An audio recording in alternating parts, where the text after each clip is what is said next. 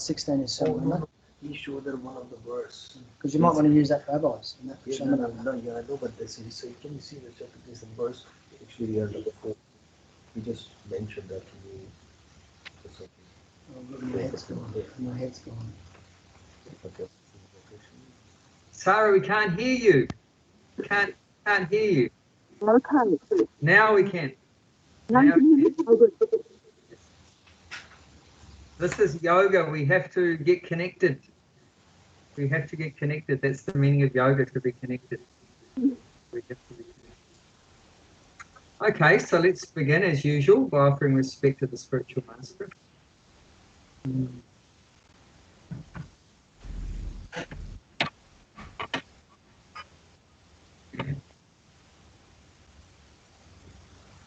Om Jnanatimandasya Arjuna Shalakaya Chakshuunmalatam Yena Tasmai Shri Gurave Namaha. Brett, would you like to read the English? Yes, I can do that. I was born in the darkest ignorance, and my spiritual master opened my eyes with the torch of knowledge. I offer my respectful obeisances under him.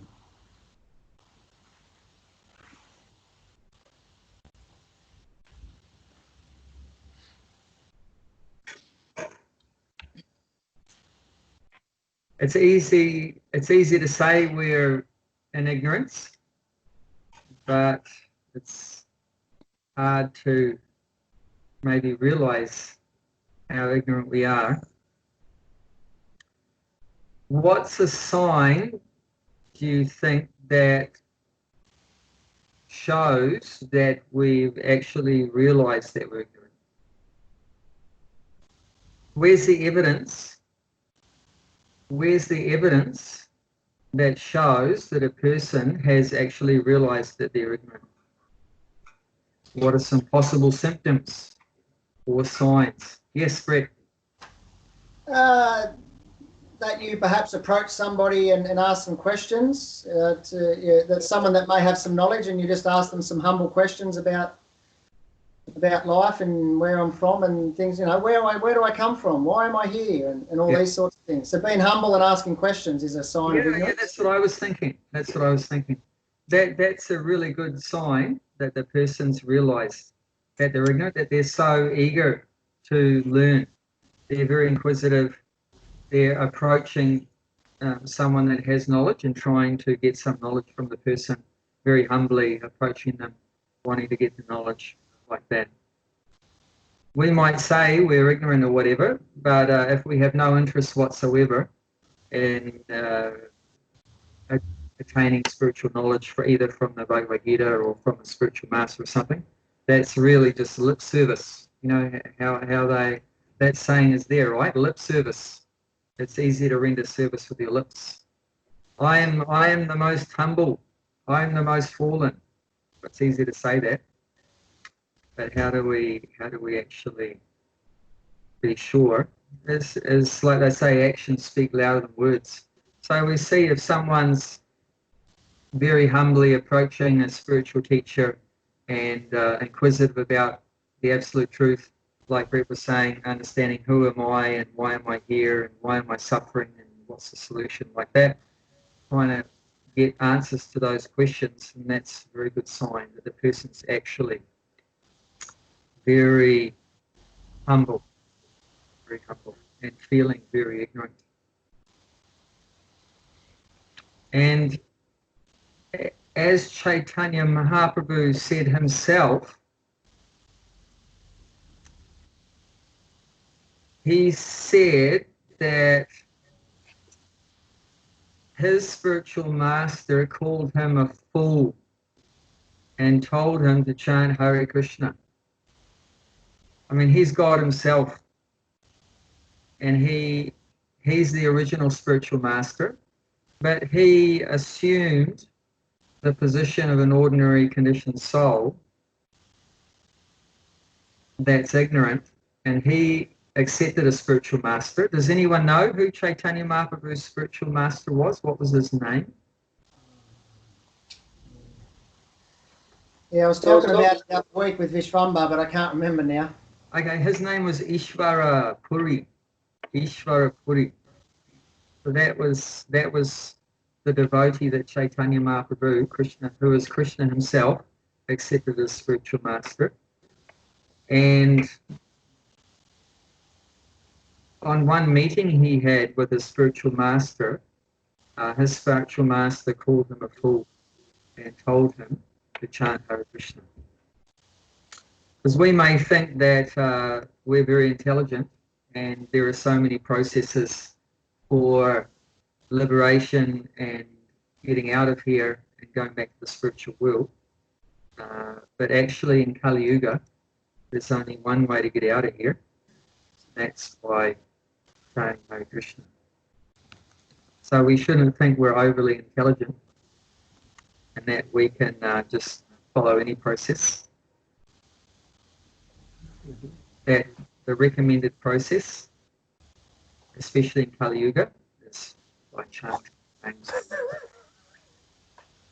So there's one verse in the scriptures that says, Harinama, Harinama, Harinamaiva Kevalam Kalo Nashteva, Nashteva, Nashteva Gatirita. So that says the words Harinam 3 times. That's basically saying God's names, God's names, God's names. To chant God's names 3 times. And it said Nashteva 3 times. That means no other way, no other way, no other way. So that's very emphatically, if you repeat something 3 times, means that's very important. So 3 times saying chant the holy name and 3 times saying there's no other way. So this is the facts from the scriptures and the spiritual master that we should take to this process.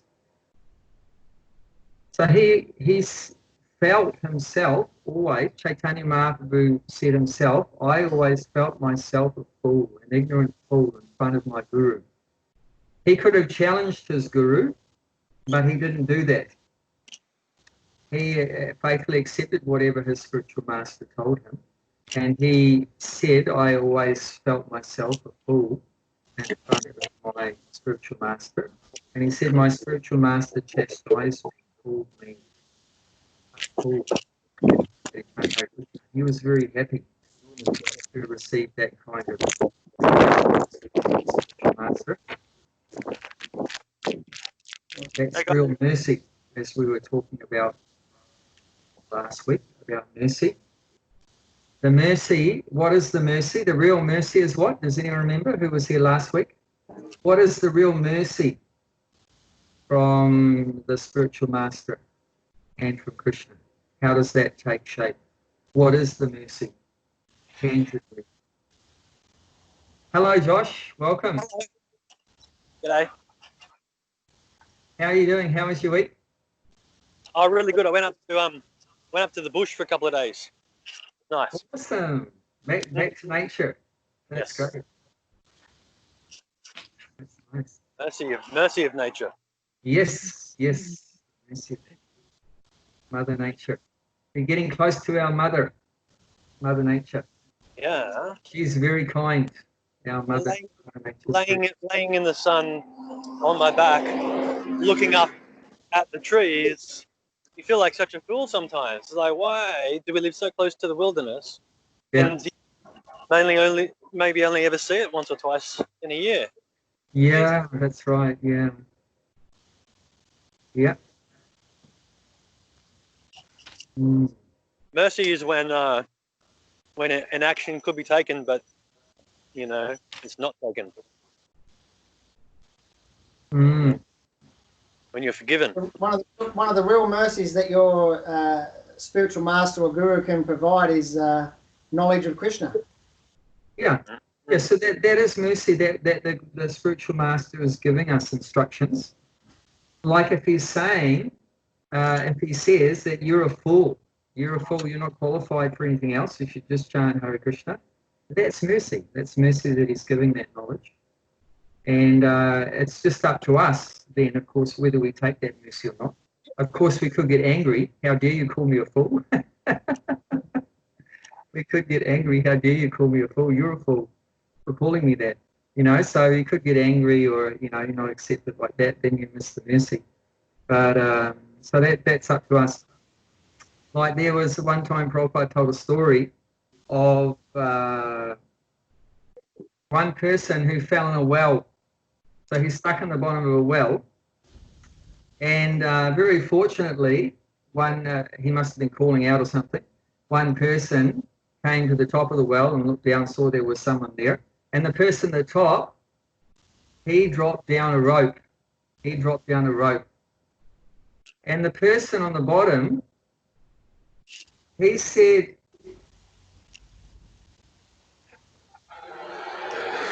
"Give me your mercy. Make my hands curl around the rope. Give me your mercy. Make my hands curl around the rope." But actually, the mercy of the person was that he dropped the rope. Now, our part in that scenario is that we have to grab the rope. We have to hold the rope. So that mercy is half of the equation. The other half is we have to take some endeavor to hold that. So in the same way, the mercy of the spiritual master, he drops down the rope of spiritual knowledge, the rope of transcendental knowledge. And our part to play is we have to grab onto those instructions, just like the man at the bottom of the well has to grab the rope. The man at the top can't make the person at the bottom, can't make the person's hands grab the rope. The person at the bottom has to, that's his part that he has to play, is to grab that rope. You see what I mean? The mercy is half of the equation. The other half is we have to make some endeavor.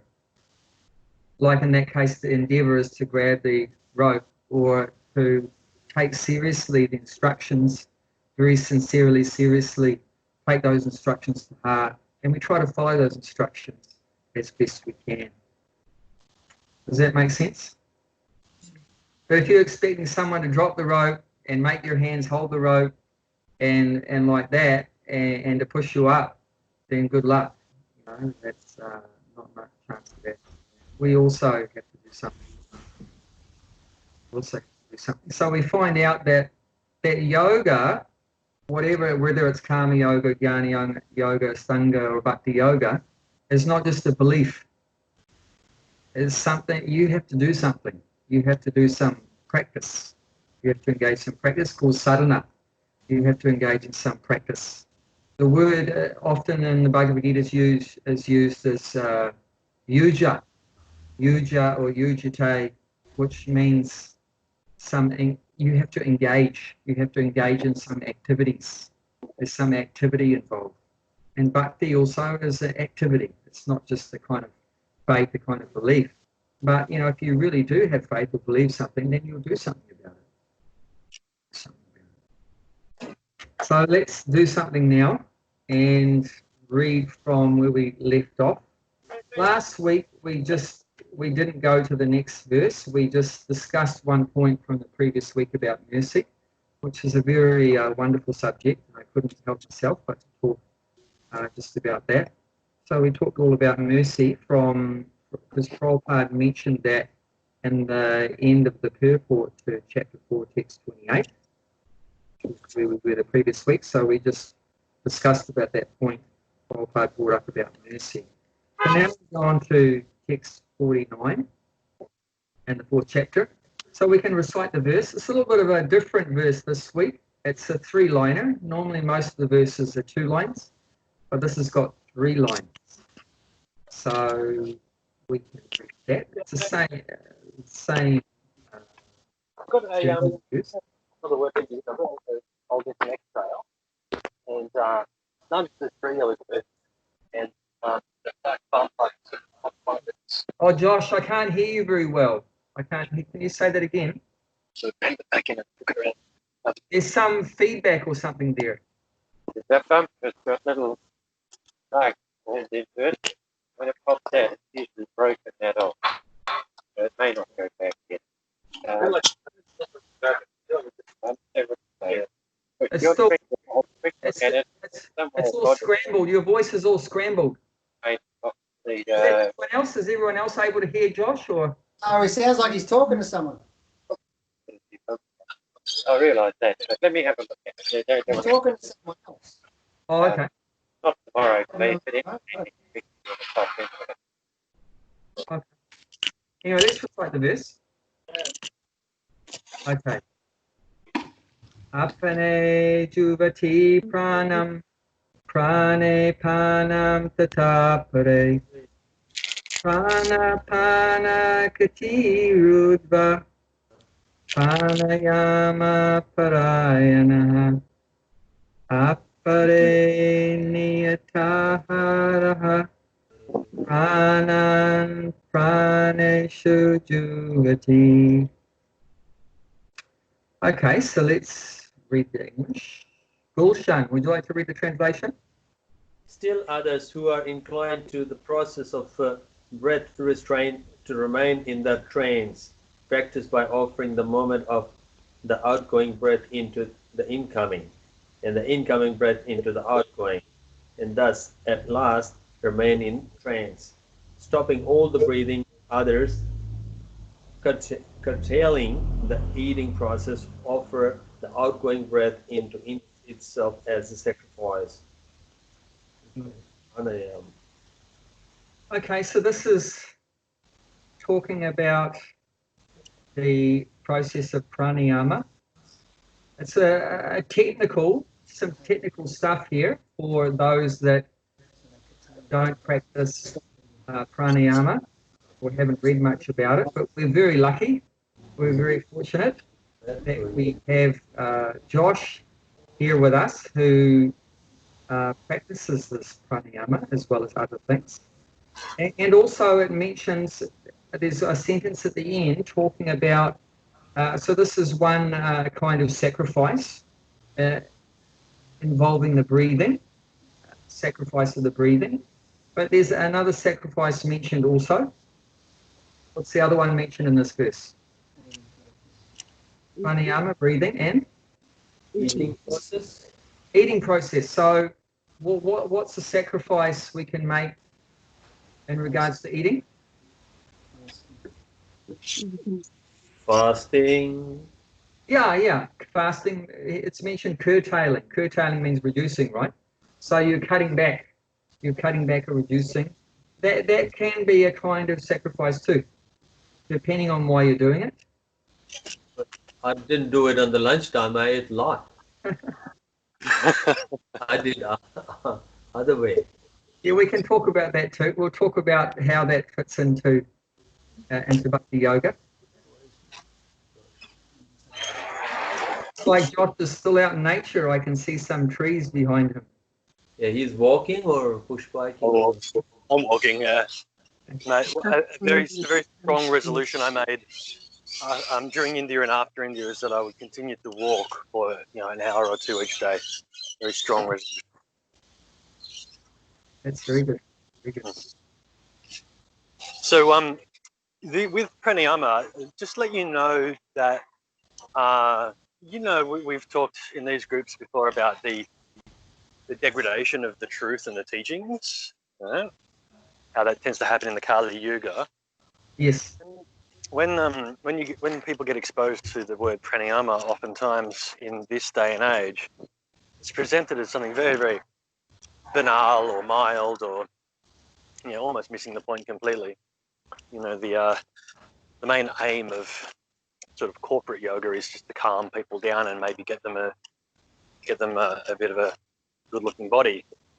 And people need a lot of calming down these days. Such a unhealthy lifestyle we're living. But really, the spiritual process is not about becoming passive. And that's also why the impersonalists' style of spirituality can also be very appealing to a busy corporate culture like us, because it encourages sort of pacifism and inactivity. But proper pranayama is a sacrifice. A sacrifice is not passive. It's not like you're sitting there just laying around. It's difficult to merge the in-breath with the out-breath. Puraka and Rechaka is difficult to fathom what it even means by that verse, and difficult to put into practice as well. And it is very closely related to fasting, because the way the physical apparatus, the physical body, and the energy systems, the nadis, the flows of prana through the body, the way that responds to the process of true pranayama is that you no longer eat or need to eat much physical food. You know, the food comes from elsewhere, comes from higher above, comes from the connection to the divine. How does that sound? Anyone got any questions on that? Yeah, that's interesting. You made that connection between pranayama and fasting. I like that. And it makes a lot of sense. Yeah, that's pretty good. I've read that too. Yeah. No, when we're breathing, we are indulging in the material condition. We are indulging in rajas and tamas. We breathe in, rajasic, and we breathe out, tamasic. The idea is that with pranayama, with merging prana and apana, the upward and the downward movements, we are seeking tattva. We're seeking the harmonious middle ground between the two extremes. And from that position, perfect harmony, there's no agitation, there's no excess or wasted energy. And so suddenly you can survive, live with much less energy input, because you're not wasting any energy either.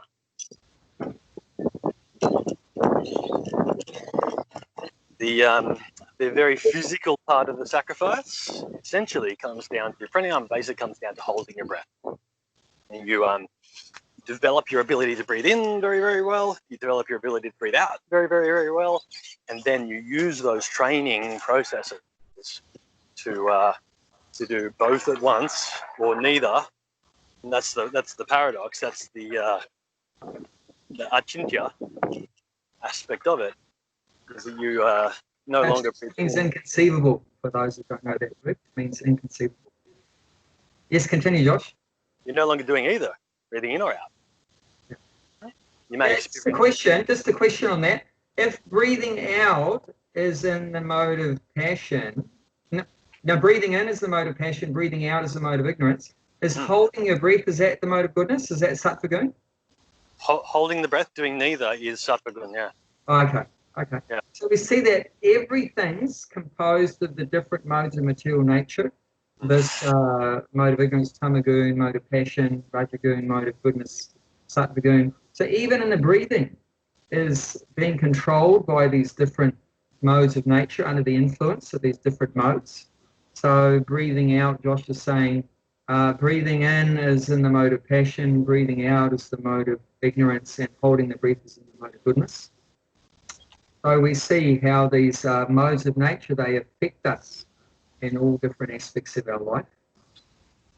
And they are evident as well. You know, you may like to witness it in people on the street or people that are driving, this kind of thing.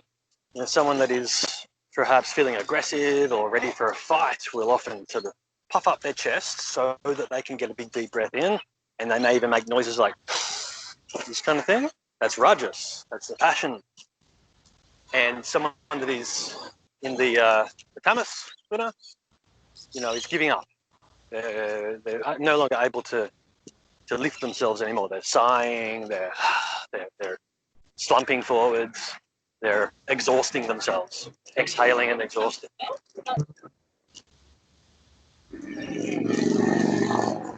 Well, that's some great insight there. Would anyone else like to say anything about the translation or what we've talked about so far before we get into the purport? Anyone has anything that come into mind?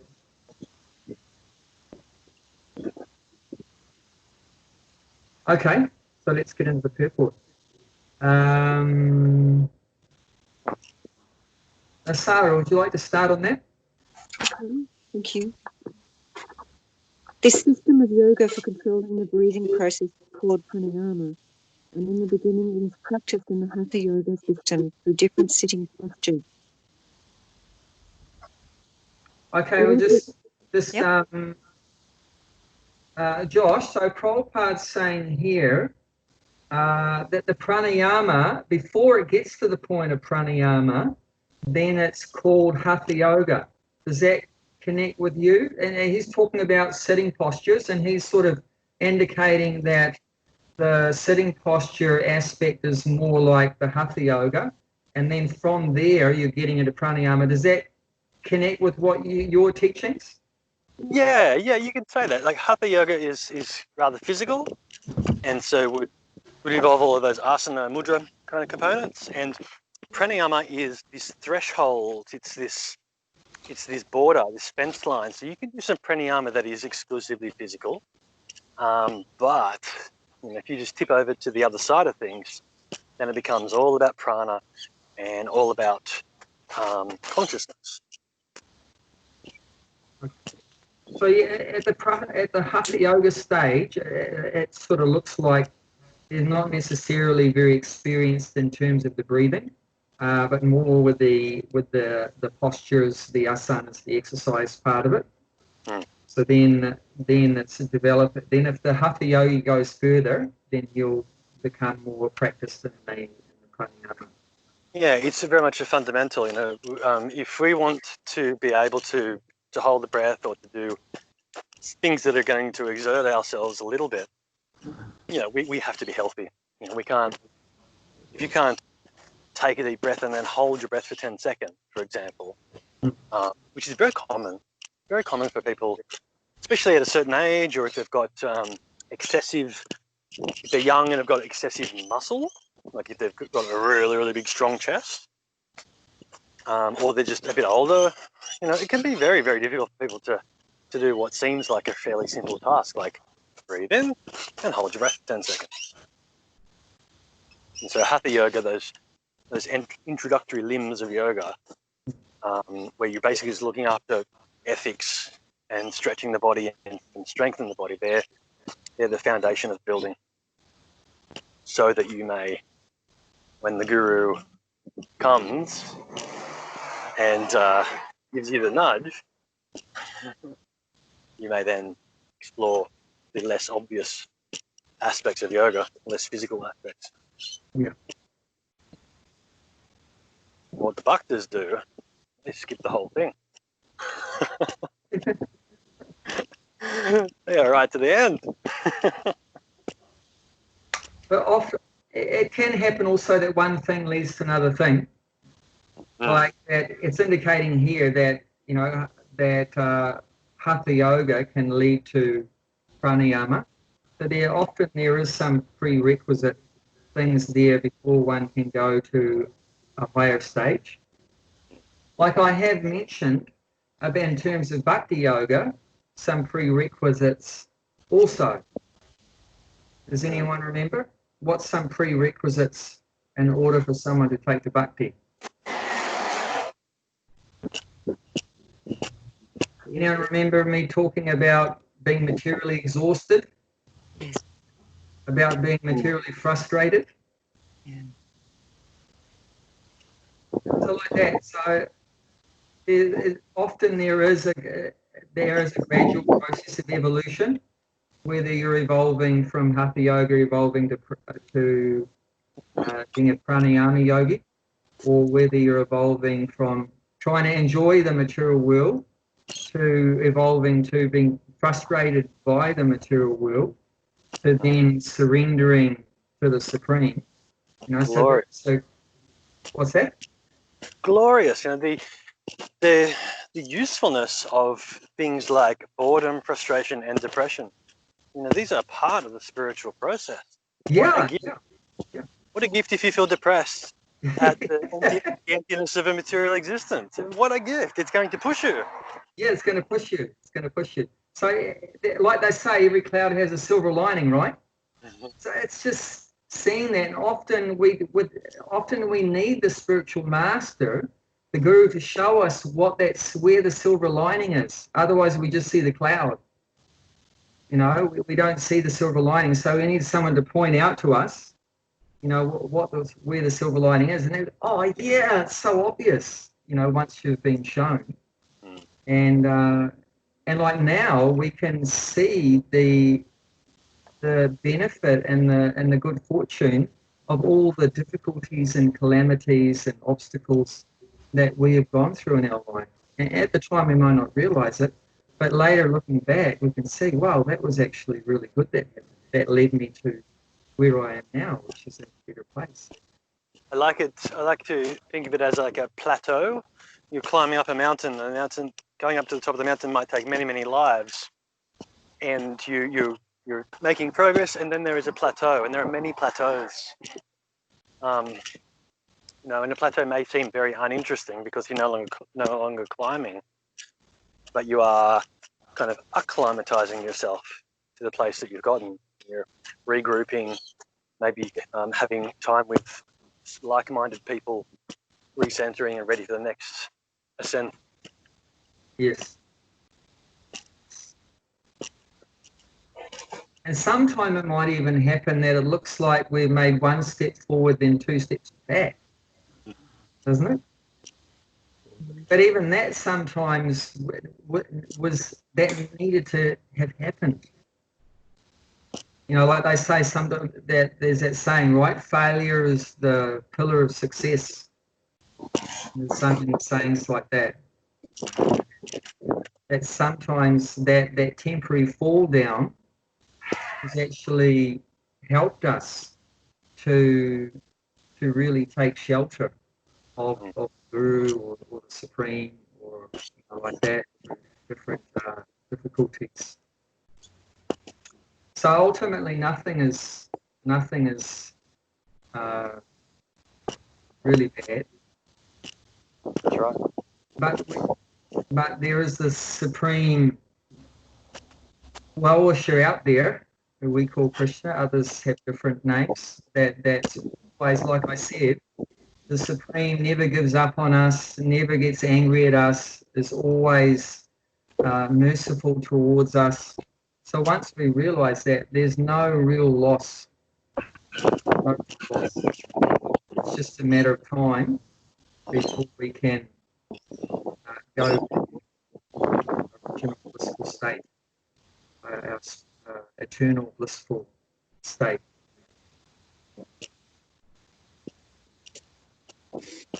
Okay, so shall we continue with the report, Sarah? All of these processes are recommended for controlling the senses and for advancement in spiritual realization. Okay, let's just talk about that.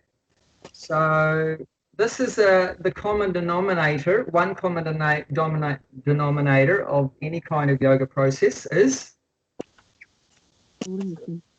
controlling the senses. So whether you're talking about karma yoga, jnana yoga, stanga yoga, hatha yoga, pranayama, bhakti yoga, the central point that's common to all is that you have to control the senses. Some of you might remember towards the end of the last chapter, the 3rd chapter, karma yoga, it was talking about, the end of that chapter talks about our number one enemy in the world. What's the number one enemy? Does anyone remember? What's enemy number one? Self.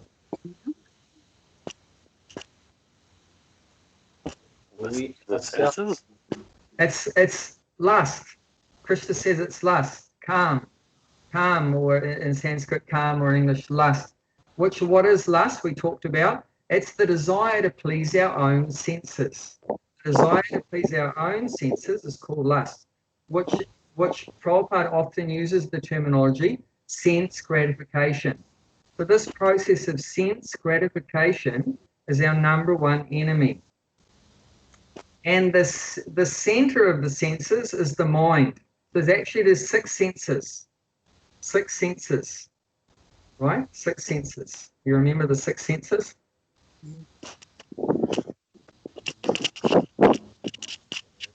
You got the eyes, the nose, the tongue. Some people there. Yeah. The ears. Yeah.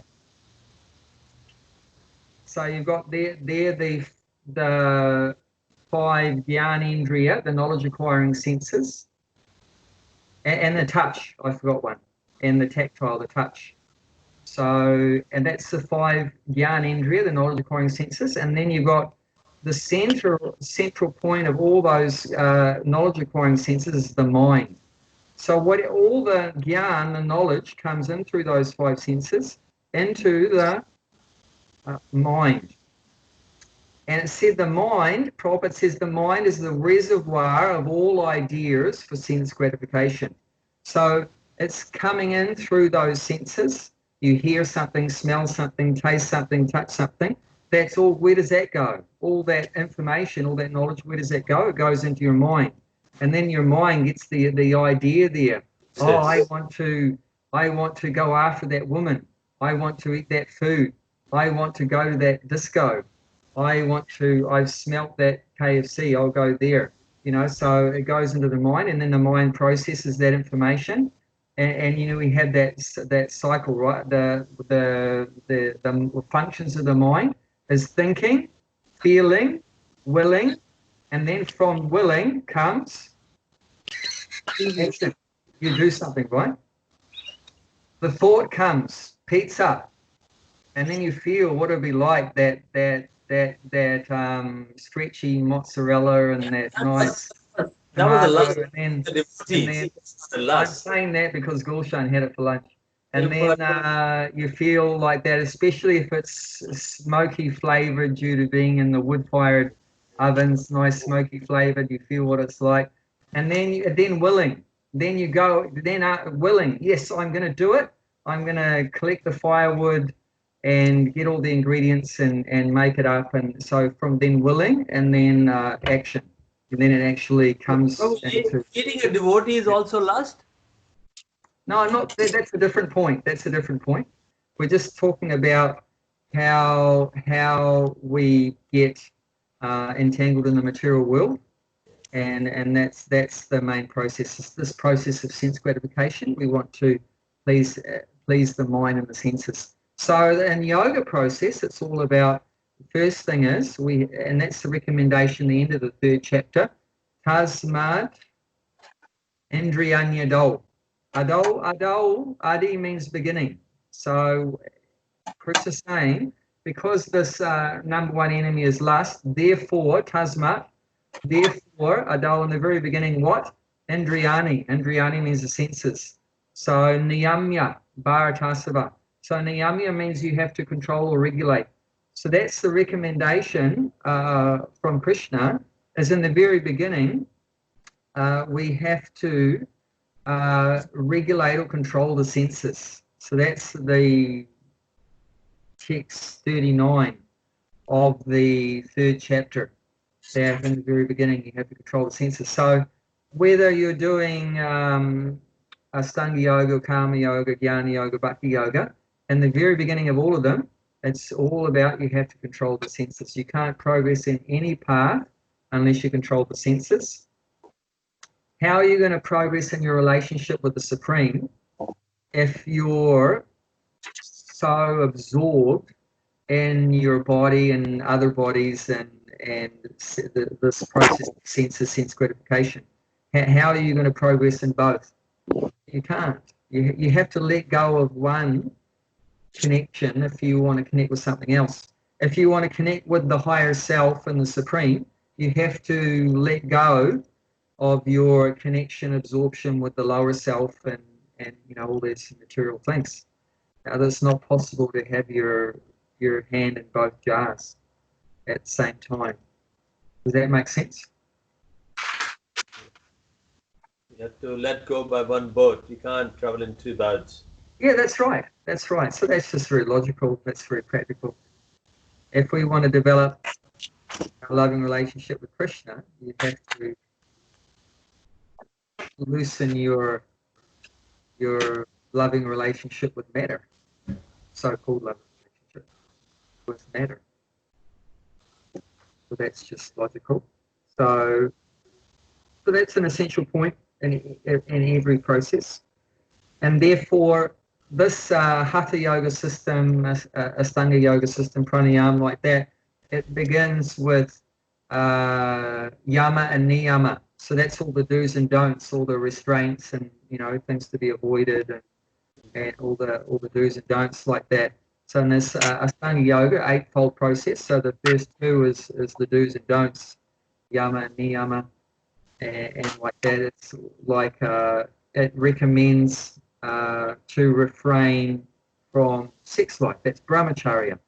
So that's one of the things to refrain from in this system of Ashtanga Yoga. So that's fully there. That's fully there in all processes. If you want to progress, you have to control the senses. You can't just do anything and everything with your senses and progress on this path of yoga or sacrifice. It's not possible. Like this, getting back to the word sacrifice. Sacrifice means you want to do one thing, you've got to give up something else, isn't it? You can't do two things at the same time. You can't be watching your favorite movie and come into soul searching Saturday, whatever, or now it's on Thursday at the same time. You have to do something. You've got to give up something else. So that means you have to control the senses. You have to regulate the senses. You have to give up something, to sacrifice something. And if you do that, then you get some mercy, isn't it? Because the Supreme is watching. Krishna's watching. You sacrificed that for me. You renounced that. You gave up that thing for me. And you go, wow, that's cool. But then you get some more mercy. If you start to do that, he's reduced his eating for me. Then you get some mercy. Or he gave something away, some of his possessions for me. Wow, that's so nice. And then you get some mercy. I'll tell you one little story to do with Prabhupada and someone giving away possessions. Prabhupada was giving a lecture in the very first Hare Krishna Center, which was in the Lower East Side of New York in America. It was called the Bowery. Not a very nice place. It was probably one of the worst places in America. Maybe it still is. So Prabhupada had managed to get a little shop front there, and he was giving a class one evening, and there was a clear lane down the middle of the room and people on both sides, and he was at the end of it. And one old man walked down the aisle. One old man, while the lecture was going on, one old man walked down the aisle, and he was clearly like a bum.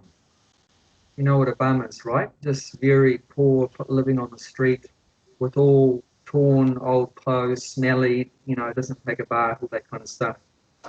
So, in his hands, he carried some toilet paper, some rolls of toilet paper. Gail, welcome. Hey, sorry, I thought it was 4 o'clock. No, that's like as 4 o'clock. I can't believe it. It's 3 o'clock. Okay, well, I'm here. So, Apologize. I'm very sorry. no, it's okay. We're happy to see you anytime, day or night. Thank you. And so we're telling a little story. So Prabhupada, and picture this, in 1966, Prabhupada's giving a class. There's some mostly young American hippies there, and this old man who's like a bum, completely poverty-stricken, living on the street. This old bum, smelly body and breath and everything, walks down right in the middle of the whole room, carrying some toilet paper. And he's walking right towards Prabhupada. And everyone in the audience is like shocked. What's this guy going to do? Is he going to do something really crazy? And then Prabhupada was just calmly watching, observing him. And then he did a beeline straight to the toilet. And he placed the toilet paper under the sink in the toilet. And then he mumbled and grumbled something under his breath. And then he walked straight out the room again. So probably the whole pastime lasted less than a minute. He walked right through the whole bunch of people while Prabhupada's talking. And then Prabhupada stopped talking, observing him, and then he walked into the toilet, put the toilet paper there, and then walked straight out again. And everyone there probably thought he was a complete nutcase, what is he doing? But Prabhupada appreciated him and said that he's not in his right condition. He acknowledged that. He's not in his right condition of life. But he has started out his service to the divine by sacrificing some of his possessions. You know, he's obviously, you know, bought that or spent some money or somehow he's got that. It was his possession, and he's given that to Krishna. Even though he might not know who he's giving it to or whatever like that, but he is giving it and Krishna's accepting it. And Prabhupada said he has begun his service. He's begun service. So that's like we in the previous verse, it's about sacrifice of possessions. So it can start from something really small like that, but it's some kind of sacrifice. And like I said, you know, if you're doing one thing, you can't do something else. So he could have kept that for himself and used it for himself, but he's given that. We might think, oh, what's toilet paper? It's nothing. It's very significant. But it doesn't matter what it is, but the main thing is to start that process of giving. Like Krishna says in the 9th chapter, if you give me a leaf, a fruit, or flower, or water with love and devotion, I'll accept it. So it doesn't have to be a really necessarily a very big, very valuable, expensive item or whatever like that, but just give something, because this, as we know, the Supreme already has everything. Doesn't need anything from us, but just the fact that we're giving something is showing that we're interested in reawakening our loving relationship with our Supreme Father. Just like the parent, the very rich parent, doesn't need anything from the child, but very happily accepts even the most insignificant thing given by the child. Like the child might give a little birthday card or Christmas card to the mum, to the father, say, you know, or Happy Mother's Day or whatever, and it's written in broken English and with really funny looking pictures and everything, you know, and all the ingredients of the card came from the parents anyway. So it's really the energy of the parent coming back to the parent, but what the child is adding to it is their love. They didn't have to do that. With their free choice in their heart, they wanted to give something to the parent. So in the same way, that when we start to give something, whether it's one of their possessions, or you're giving your time, or you're giving your words, or you're giving your intelligence, or something, or your body, like that, connecting it. Does that make sense? Would anyone want to say anything about that? It's like one story I heard. It involved like a very rich family, so money wasn't really a question. They had everything they sort of needed, so you couldn't really buy them anything that would really add value to their life, because they already had that item, or they could just buy it themselves anyway. And it was a story I heard Bhaktivedanta Swami tell. And apparently a young child within this family, on the mother's birthday or something like that, a special day, everyone was bringing nice presents and gifts of a lot of value to this lady, and she wasn't really overly impressed. She could buy them herself, or she already had things of that nature. But apparently the young boy or the young girl went out into the garden and picked off a flower, a rose, off the rose bush, brought it in and offered it to the mother with love. And that was the most cherishing present she received that day, was because it was offered to her with the love. It was so simple, but it was the offering of love that made the present so much more valuable. The simple gesture. Yeah, so it's a universal principle that we could be doing an activity for our own pleasure, but we're sacrificing that tendency, that lust, that calm, and we're doing it for someone else. We're doing it for supreme, some sacrifices there. So this is a common principle. And to be able to do that, like I've been saying, to be able to do a sacrifice, you have to control. To do yoga, to do sacrifice, it requires prerequisite. You have to control your senses. You have to control your mind and senses. So it all goes together. Controlling the senses and yoga, because yoga and sacrifice is the same thing, different angle, different way of looking at it. So in order to do yoga or sacrifice, you have to control your senses. Whichever process of yoga you're doing, whatever kind of sacrifice you're making, you have to control your senses. So that's very fundamental. And of course the center, as we've said, the central point of the senses is the mind. So yoga, fundamental process of yoga, you have to control your mind, which is said to be the sixth sense. That's also a sense, the sixth sense. So sometimes we say the mind and the senses. Sometimes it'll be said like that, the mind and the senses. But another way of looking at it, the mind is also a sense. It's a subtle. You have your gross physical senses, and then the mind is a subtle sense. Is that where you see a picture of the charioteer, and you've got the 5 horses of the senses? Yeah. And then the charioteer is the mind. The master sense. No, the reins. The master reins. sense of The reins. Yeah. The reins is the mind, yeah. So yeah, like Josh mentioned, it's like the master of the senses, you could say.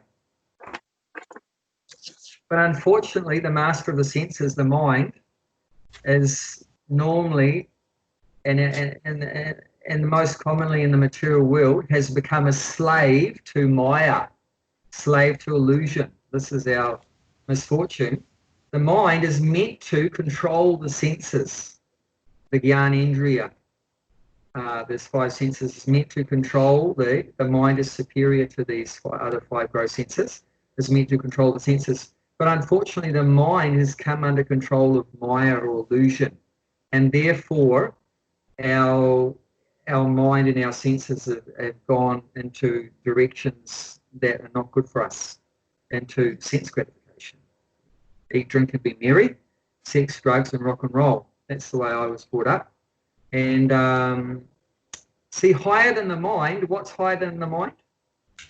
The intelligence. Yes, very good, Gail. And my father-in-law also said at the same time that higher than the mind is the intelligence, the buddhi.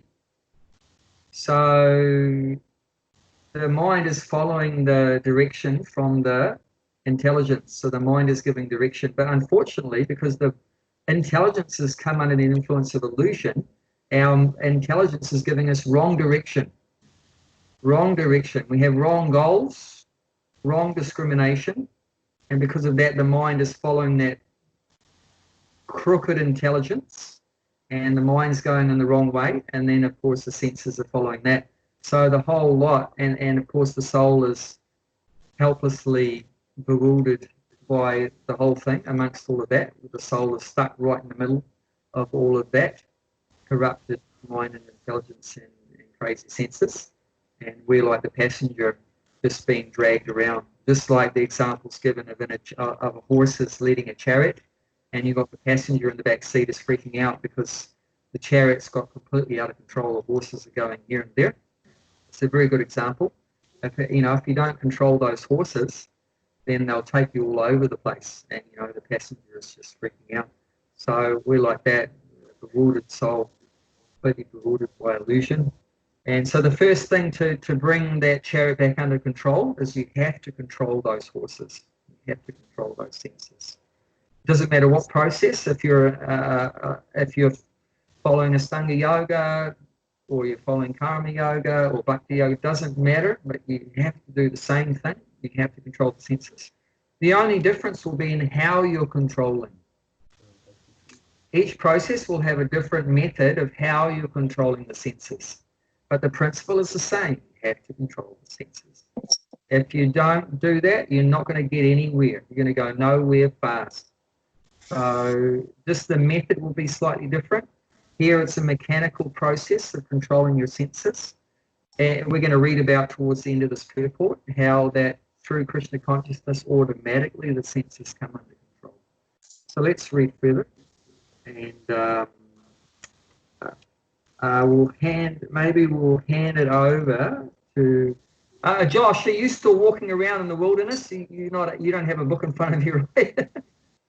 No, actually, I can. I'm at home now, so If if you just give me the page. No, it's 429, isn't it?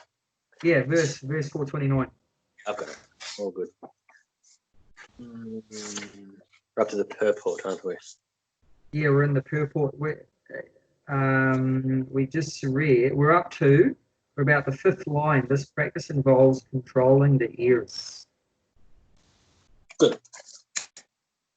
This practice involves controlling the airs within the body so as to reverse the direction of their passage.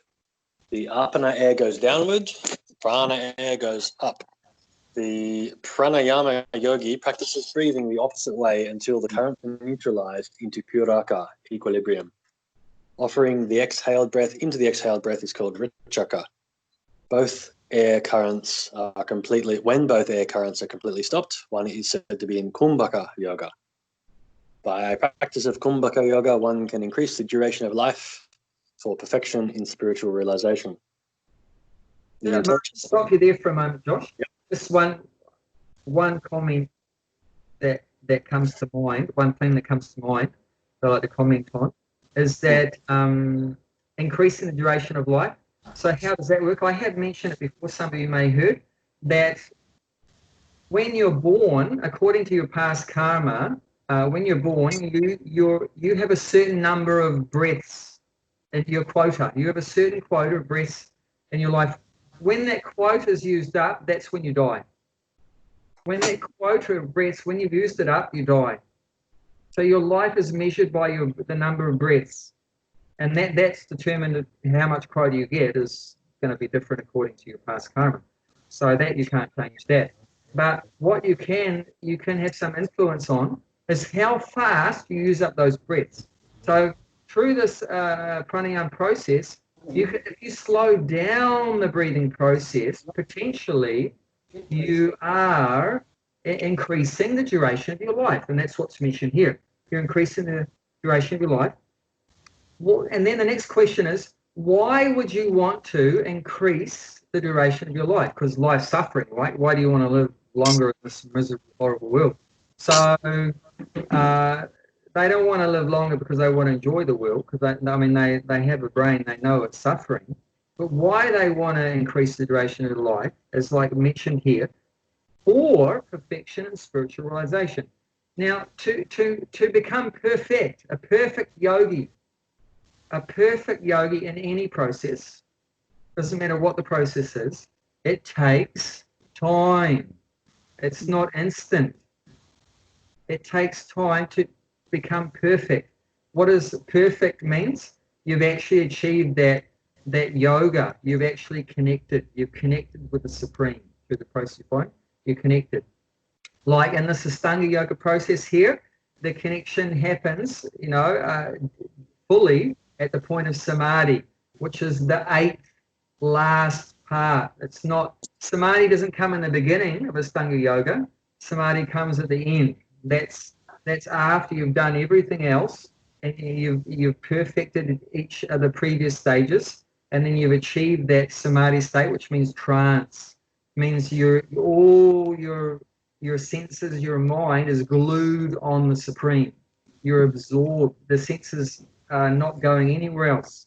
They're just fixed. Just fixed in trance. Trance-like state means like you're just completely, your senses are fixed on one object. Now we understand in Bhakti Yoga, we understand that one object is the forearm Vishnu in the heart. That Ashtanga yogis fixed on that. And modern day yogis, they may not have any information about that, but we understand that's what they're fixed on, the perfect yogi. But that takes time, to reach that stage. Even for us to realize our loving relationship with Krishna, it takes time. For us, and this Bhakti Yoga process, that's called prema. That's the final stage of Bhakti Yoga. It's called prema. The beginning of the state of Bhakti Yoga is called Shraddha.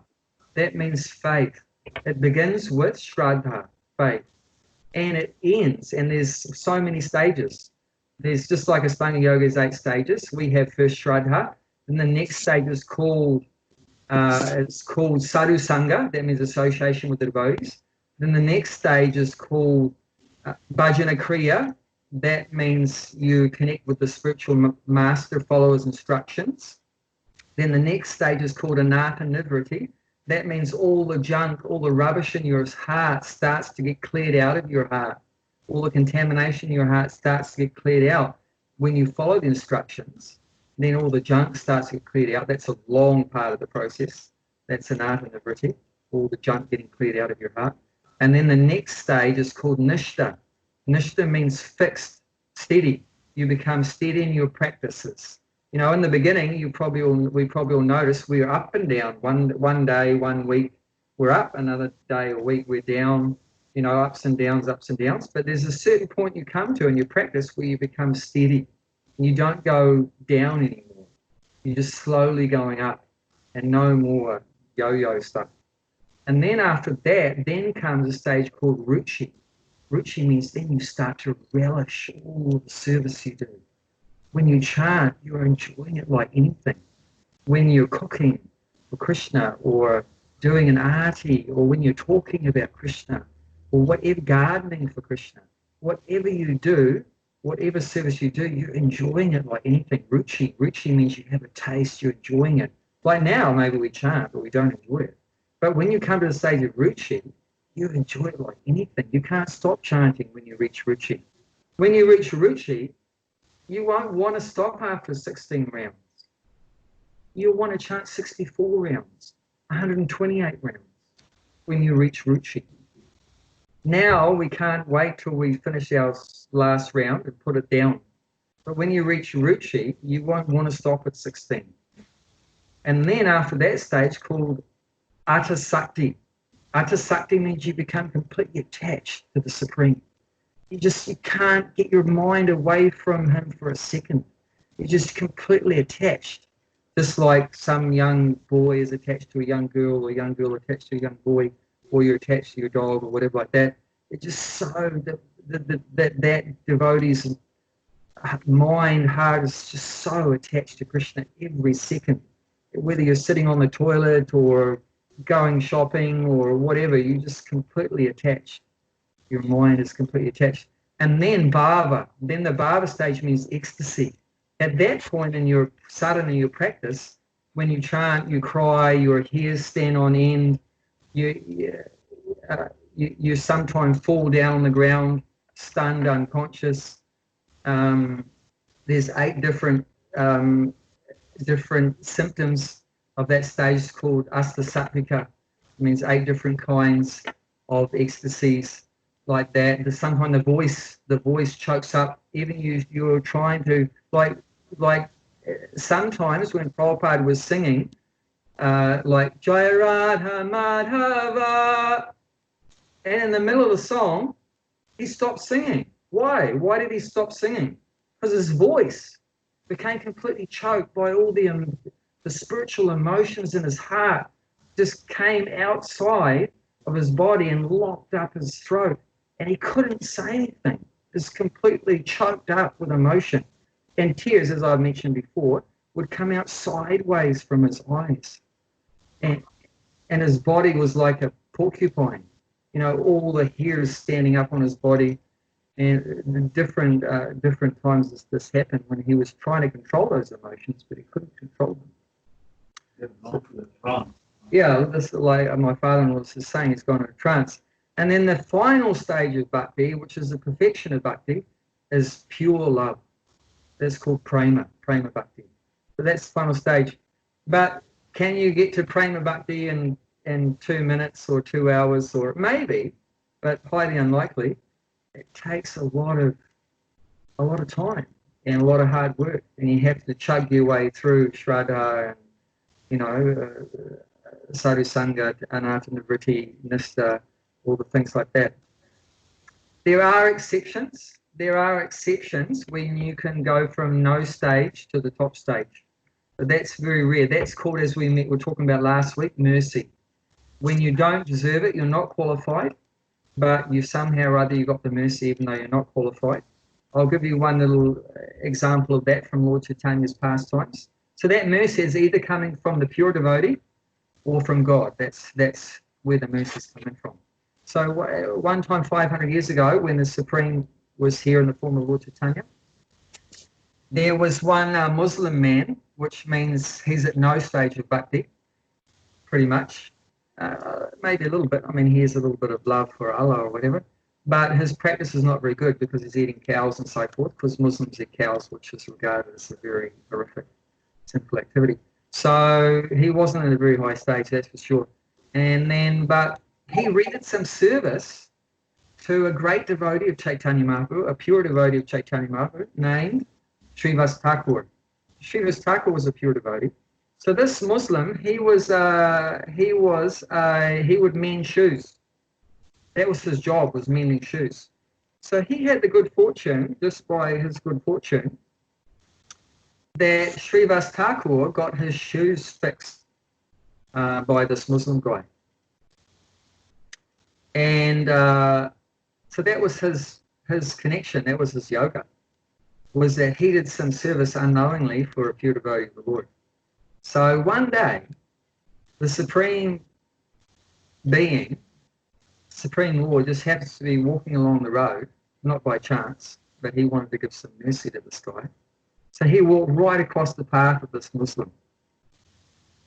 And knowing the heart of this Muslim, that he did some service for a pure devotee, he walked up to him and gave him a big hug. He embraced him. And on the spot, in one instant, he went from 0 to 100%. He went from no stage to perfection, and just in a second.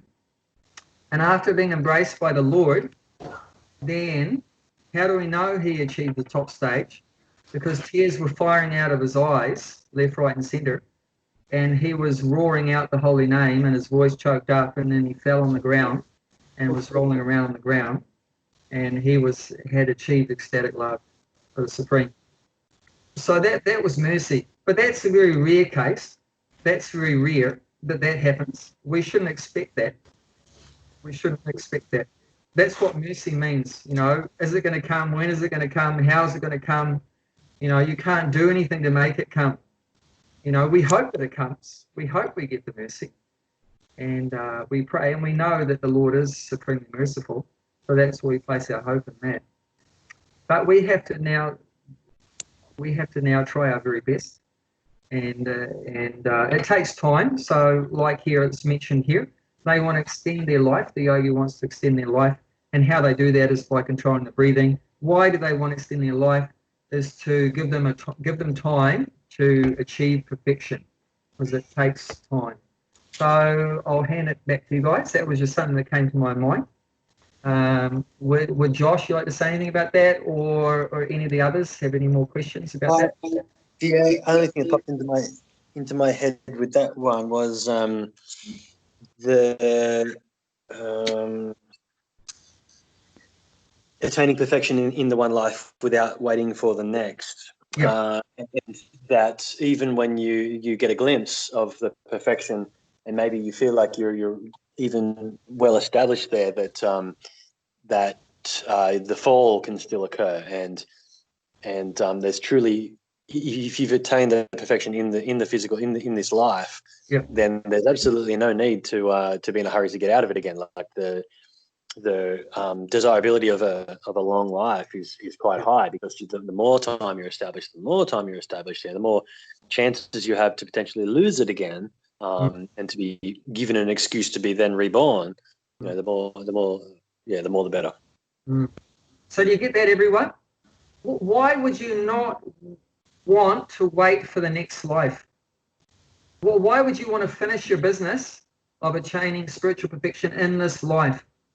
Why would you not want to just Well, I'm just happy just doing 50% perfection in this life, and I'll finish the other 50% in the next life or in future lives. Well, why would you not want to wait for that?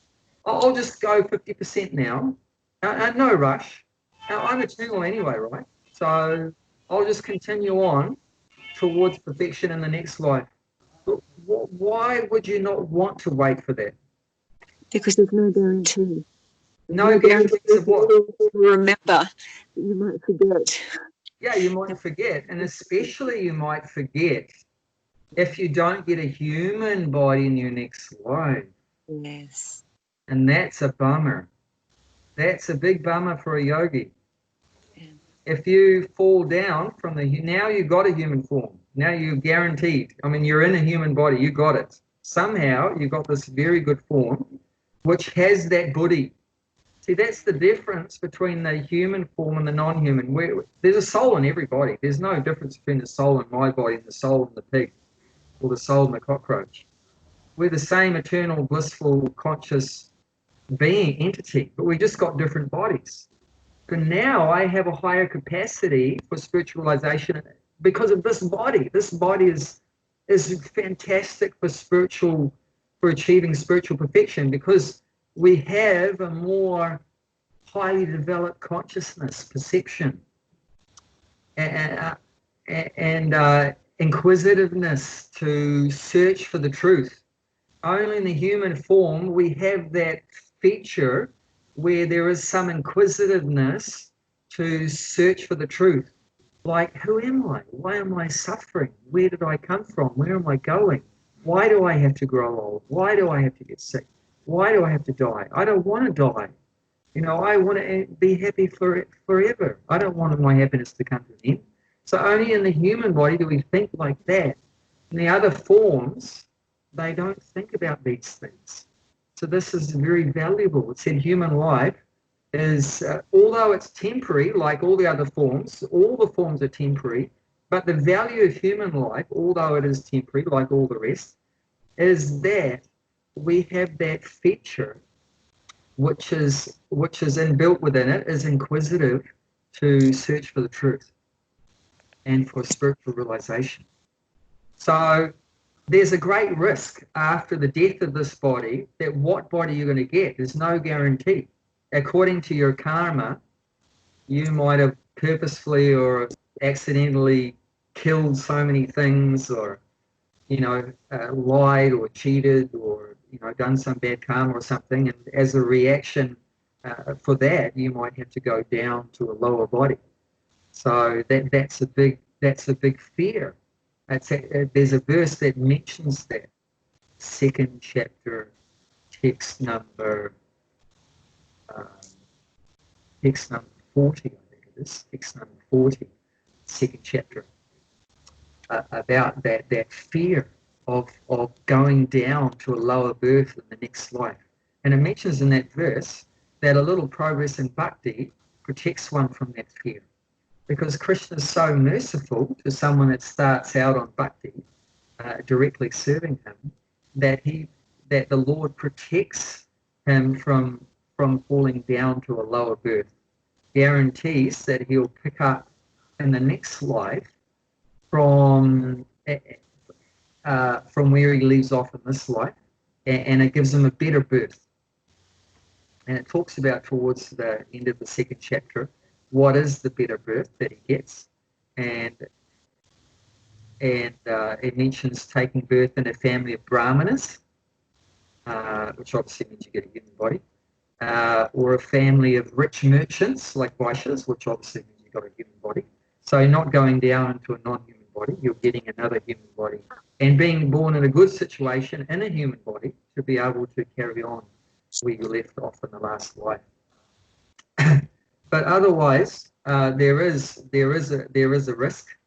There is a risk. So why take the risk? So why don't we finish our business in this world and detach ourselves fully from Maya in this life, and become attached to the divine, become attached to the supreme in this life, perfect ourselves, whether it's through Astanga yoga or karma yoga or jnana yoga, to perfect that stage that's the safest and surest thing to do.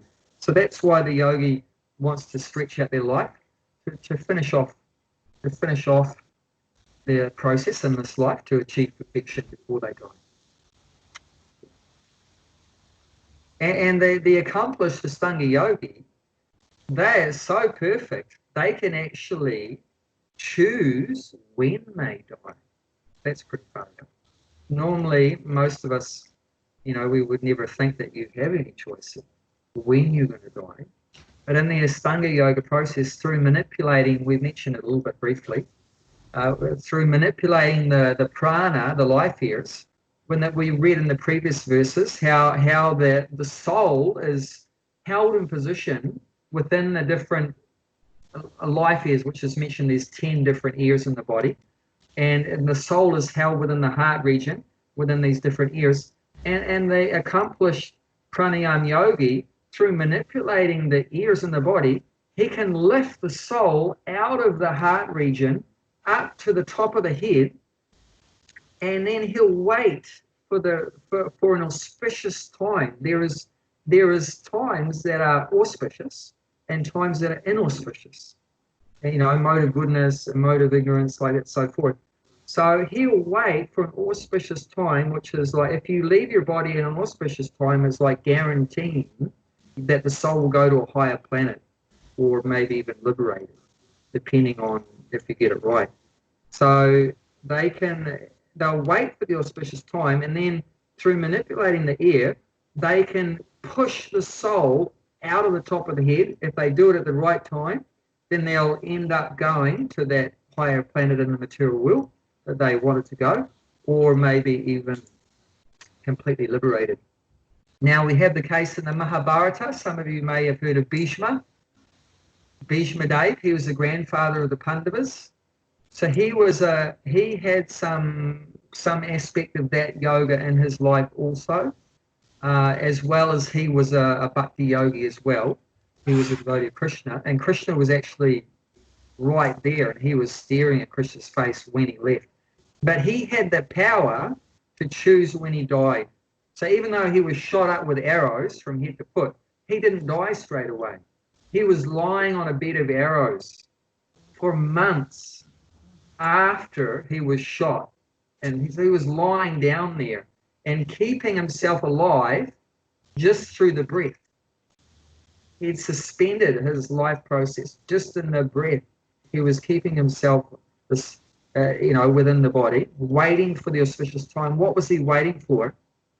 I think it's something called Makara Sankranti, which is a time when the sun goes sun spends 6 months of the year going through one particular, going through the southern hemisphere. And then 6 months of the year, it changes course to the northern course, right? We know that, right? There's 6 months where it's like, the winter time, cooling down and that. And then 6 months, it's spending more, 6 months in the southern and 6 months it's more towards the north. So when the sun is on that 6 months in the north, it's regarded as an auspicious time to leave your body, according to the yoga system.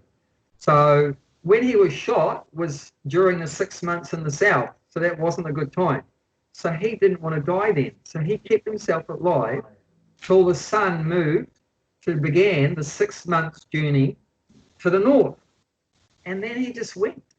And then on top of that, he had Krishna right next to his face. So he was in samadhi. He was complete in samadhi, looking at the face of Krishna, waiting for the auspicious time, and then the soul left. And definitely, no doubt about it, he achieved complete perfection of life. Got moksha, mukti, went back home back to God. So he connected a bit of both. He had the bhakti yoga principle there. He loved Krishna, but also the Ashtanga yoga principle of waiting for the auspicious time and everything like that.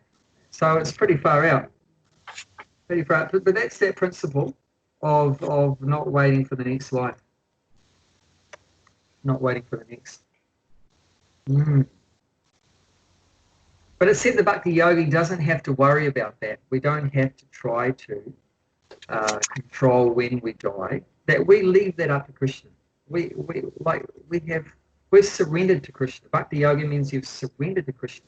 Now I'm yours, Krishna. Now you do with me whatever you like. If you kill me today or after 50 years, you do what you like. If you put me in hospital or you keep me healthy, I'm still going to serve you. Whatever you do to me. If you make me rich, I'm going to serve you. If you make me poor, I'm going to serve you. If you chop off my arm, I'm going to serve you with one arm or whatever. If I lose my job, my family life falls apart or whatever, I'm going to serve you. There's no conditions. There's no conditions. That's what surrender means. It's unconditional. It doesn't matter if you kill me now or you make my life long life or whatever. It doesn't worry me. It's in your hands. I'm completely at your mercy. So like that, for a bhakti yogi, there's no anxiety, whether we live a long life or a short life or whatever. Because with that trying to control your lifespan, there's a lot of unknown factors. You might try to control how long you're going to live, but there's a lot of factors, external factors, that might stuff up your plans. And I've seen that. I can't remember exactly the name of the yoga process the guy was following, not right now, but he was following one of these kind of Ashtanga yogi kind of practices. Like it's mentioned about this kumbhaka yoga and all that kind of thing. So he was following some kind of yoga process like that, controlling the life years and everything like that. And he thought he had it all under control. But then he didn't factor in that he would get like a urinary infection. And a lot of men have problems in that area. I can't remember what it's called. What's it? Prostate. So he had problems with the prostate, and then he ended up in hospital. And you know what happens to your Ashtanga yoga process when you're in hospital? Can't practice. You can't practice. You can practice it when you're in a healthy condition, but if you lose your health, that goes out the window. You can forget about your kumbhaka yoga and everything else yoga. It's all out the window. But that's one of the beauties of bhakti yoga. You don't need anything. Even if you have completely stink health, you can do bhakti. Even with completely stink health. A lot of these other ones, if some certain things aren't there, you can't do it. Like jnana yoga, you can only do jnana yoga if you've got good intelligence. You need a good intelligence to do jnana yoga. But even if you're a very simple person, you're not a very intellectual person, you can still do bhakti yoga. And if you're very intellectual, you can do bhakti yoga. There's no requirements apart from you have to surrender. That's difficult. So would anyone like to say anything about that? I've said quite a bit. Anyone want to say anything about those things? Otherwise, we can continue on. Let's continue. Josh? Yeah? Tara, did you want to say something? I was going to say that's merciful, isn't it? That's Krishna's mercy providing bhakti yoga, that this process, that it's merciful. We don't have to, there's no... And then that's because the bhakti yogi has surrendered. Right. Because of that self-surrender, you get more mercy. I mean, everyone gets some mercy. I mean, like even if you're a complete atheist, Krishna's feeding you, isn't it? Even you just blaspheme Krishna day and night. There's no God, God is dead, or I'm God, or everyone's God, or whatever like that, like my father, for example. But Krishna is giving mercy to my father. Where's he getting his food from? Where does he get his air from? Krishna says, that my energies are earth, water, fire, air, and ether, space, which basically my father's depending on all these things. All his food comes from the earth. He needs water to survive. He needs air to survive. He needs sunlight to survive. Everything he's depending on, needing every day, where does it come from? Who's supplying it? It comes from the Supreme. So without the mercy of the Supreme, no one can live for even more than a moment. So everyone's getting mercy, but if you surrender to the Supreme, then you get a special kind of mercy. And what is that? We've talked about that previously. That mercy is that he reveals himself to you. He gives you intelligence how to get out of here. He gives you the intelligence how to get out of the material world. My father's not going to get that mercy. My father's going to get food and water and shelter. These are the basic needs. The father is going to give that unconditionally to all of his children. But if you show a genuine desire to please the father and everything, then you get some special treats. Special treats. Okay, Josh, you wanna fire off, and we can try to get through this purport before we run out of time. Talking about time, I only wish we could extend our time of talking about Krishna, like the yogi can extend his life by his breathing. If I only wish we could expand time so that we'd have more time to talk about Krishna. Anyway. So the intelligent yogi is interested in attaining perfection without waiting for the next life. For by practicing Kumbhaka Yoga, that's the retention, the holding of the breath, the yogis increase the duration of life by many, many years.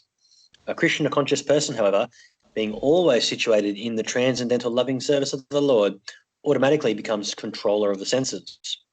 His senses, being always engaged in the service of Krishna, have no chance of becoming otherwise engaged. So, at the end of his life, he is naturally transferred to the transcendental plane of Lord Krishna, and consequently, he makes no attempt to increase his longevity. He is at once raised to the platform of liberation, as stated in the Gita. One who engages in unalloyed devotional service to the Lord transcends the modes of material nature and is immediately elevated to the spiritual platform.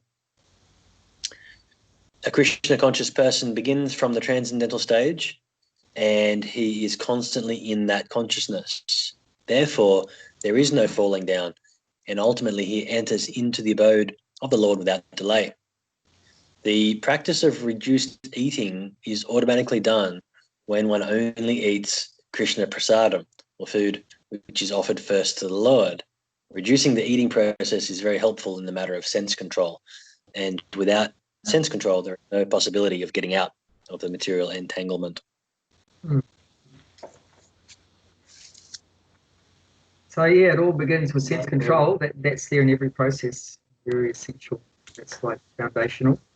Every process, sense control. Would anyone like to say anything? Josh, you want to make any comments on any of that? Or Gulshan has a question? Yeah, the practice of reducing eating automatically done when once eat the Krishna prasadam. It's not happening. No, it is happening. It is happening. Because more. And no. See, you're eating lots of prasadam, but you're eating zero of things that are not prasadam. So in one sense, you're fasting every day. You're fasting every day. What are you fasting from? You're fasting from food that's not offered to the Supreme. Contaminated food I'm fasting for. Yeah. So in one sense, you could be pigging out on Krishna prasadam 3 times a day, but you're actually following the principle of fasting. So I'm not saying that you should do that, but except in the beginning, you should do that, because we need a lot of help in the beginning to control the senses, because we're very addicted to eating Macca's and KFC and everything. So what do you want to do in the beginning with a person that's addicted to eating all rubbish food, meat and so much horrible stuff? What do you do with that person in the beginning? You stuff his face with as much prasadam as you can till it fills him up right to the neck. So there's no space for any rubbish like that. So there's a saying in Sanskrit, kanti bhojan. Kanti means your neck. Like this we call the kanti mala. This is your garland around your neck, kanti mala. So bhojan, kanti means your neck, and bhojan means eating. So in the beginning, it's recommended for the beginning yogi to eat up to the neck. Means, completely fully eat. fully eat, because then there's no space for any nonsense. But after you've learned, you know, you're becoming satisfied in your bhakti and your devotion, then there's no need to do that, because you're not attracted anymore to eating all garbage. So then there's no need to, you know, pack your stomach, because that's not perfect to do that. Because different things, of course, it's not good for your health to overeat. But also, according to the yoga principles, there's 3 senses in a line: your tongue, your belly, and your genitals. So the more you put into the tongue, that packs up your belly. You pack up your mouth, means where is it going to next? You pack up your belly. And what's the next in the line? Your genitals. Then that means when the belly is filled up, you're putting pressure on your genitals.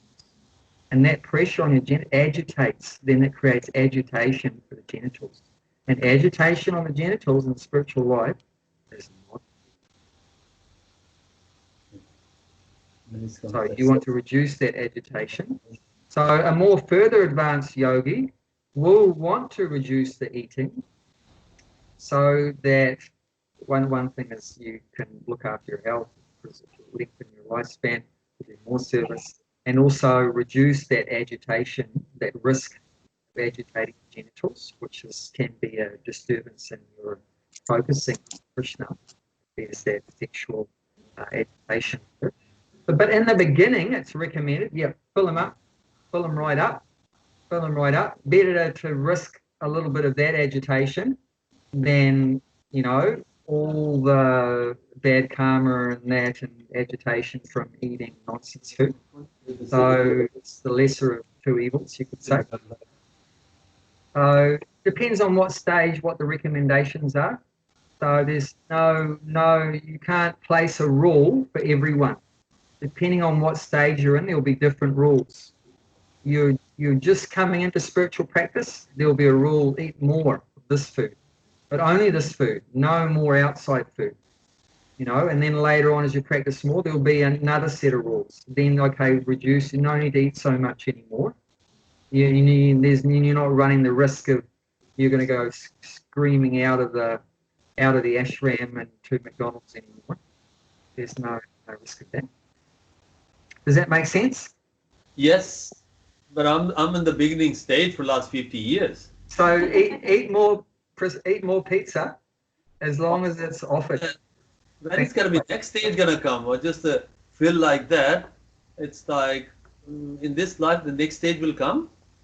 No, but I mean, you get some. You know, the idea is, like it's saying, automatically sense control comes for the Bhakti yogi, because you've got to develop your attraction for the Supreme. If you develop your attraction for Krishna, for the Supreme, automatically you'll become detached from other things.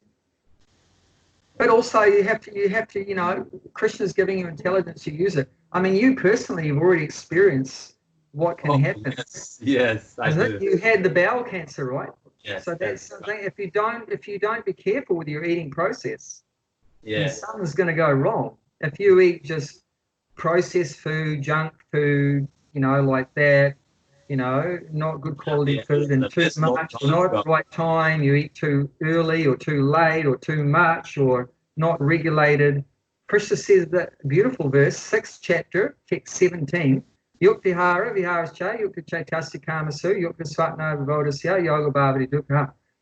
One who is regulated, this is a very important verse for health, one who is regulated in the habits of eating, sleeping, work, recreation, can mitigate all the pains of material suffering.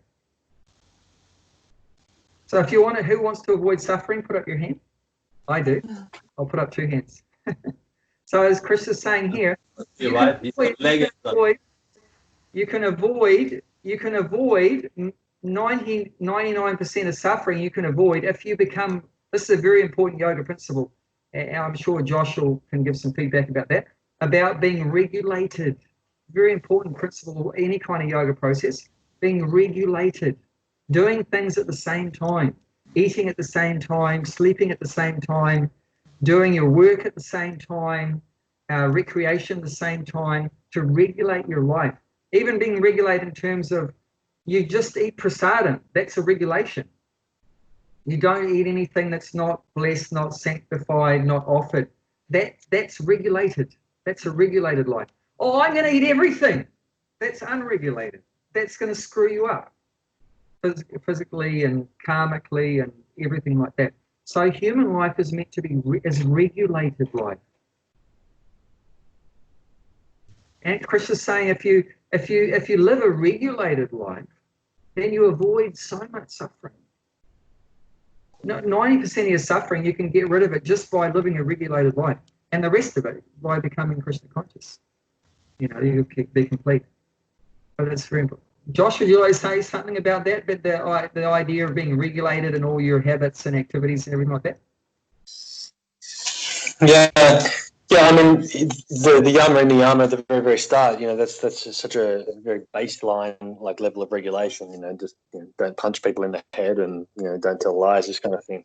And pranayama's just really, really nice. Such a subtle version of that. You know, we talked about. I think that last bit, the last bit, transcending the modes of material nature. You know, so still again equalizing rajas and tamas. You know, the predominance of a passion or inertia. You know, paying attention to that while you're in the material plane, paying really, really close attention to it, watching and measuring, and this is the physical sort of yoga process. It's like you're training the body, and the body to become harmonious and in the sattvic state. So setting up as many levels of reality, as many areas of your life to become ready, to become a good receptacle, and to be paying attention even when the divijnana comes. You know, when the guru kind of taps you on the shoulder. I like that part of yoga. You know, it's realizing that the body and the sheer reality of the physical condition is that we're so prone to distraction that it's kind of like you want to throw every tool you can find at this journey of life. Every whether it's stretching or breathing practices or group discussions and all the meditation techniques, this kind of thing. Whatever you've got, because we're so lucky to have so much time and so much access to information. Everything you can do to make your body and make your mind a worthy place for Krishna to come and visit, the better. Yeah, that's a very important point. Just being whatever path we're on or whatever stage on the path we're on, to do it with full enthusiasm. And time is so precious. We want to do our work. The scientists say, full energy, full enthusiasm, and try to make as much progress as we can. Yeah. And one thing that Prabhupada said many times, don't waste time. Can't Hare Krishna. Or you could say, don't waste time do pranayama, or don't waste time give charity, or whatever the sacrifice is. But human life is meant for sacrifice. It's meant for yoga. It's not meant just for eating and sleeping and mating and so forth. It's meant for progressing in your spiritual realization. the most valuable thing in the material world is 1 second. No amount of money can buy even 1 second. Yeah, can't get time back. Everything else you can get more, can't you? If your house burns down, you can build another one. If you lose your job, you can get another one. If you lose your money, you can make more money, but you can't make more time, isn't it? It's the only thing you can't get more of. And it's reducing. Every second is passing. Our lifespan is reducing. So time is the most valuable thing. And that's a symptom, actually, of a highly advanced yogi. One of the symptoms of a highly advanced yogi is they don't waste time. That's a sign that someone's very advanced. You see, they don't waste time on frivolous activities that are not giving any permanent benefits. So it's something to aspire towards. And what's the best? Like many times people would ask, like Prabhupada, how do I become more serious, Prabhupada? I'm not serious about my spiritual practice. How do I become more serious? Do you know what the answer is? Jayanti said, death is coming. Yeah. You have to visualize your death. If you visualize your death, you'll very quickly going to become very serious. Like one of our main literatures, one of our main books, which I highly recommend to everyone, Gail is very eagerly has read this book, Srimad Bhagavatam. It's not just one book. It's one book that's so big due to translations and purports. It's become 18 books, the Srimad Bhagavatam. So how that book came about was through a king.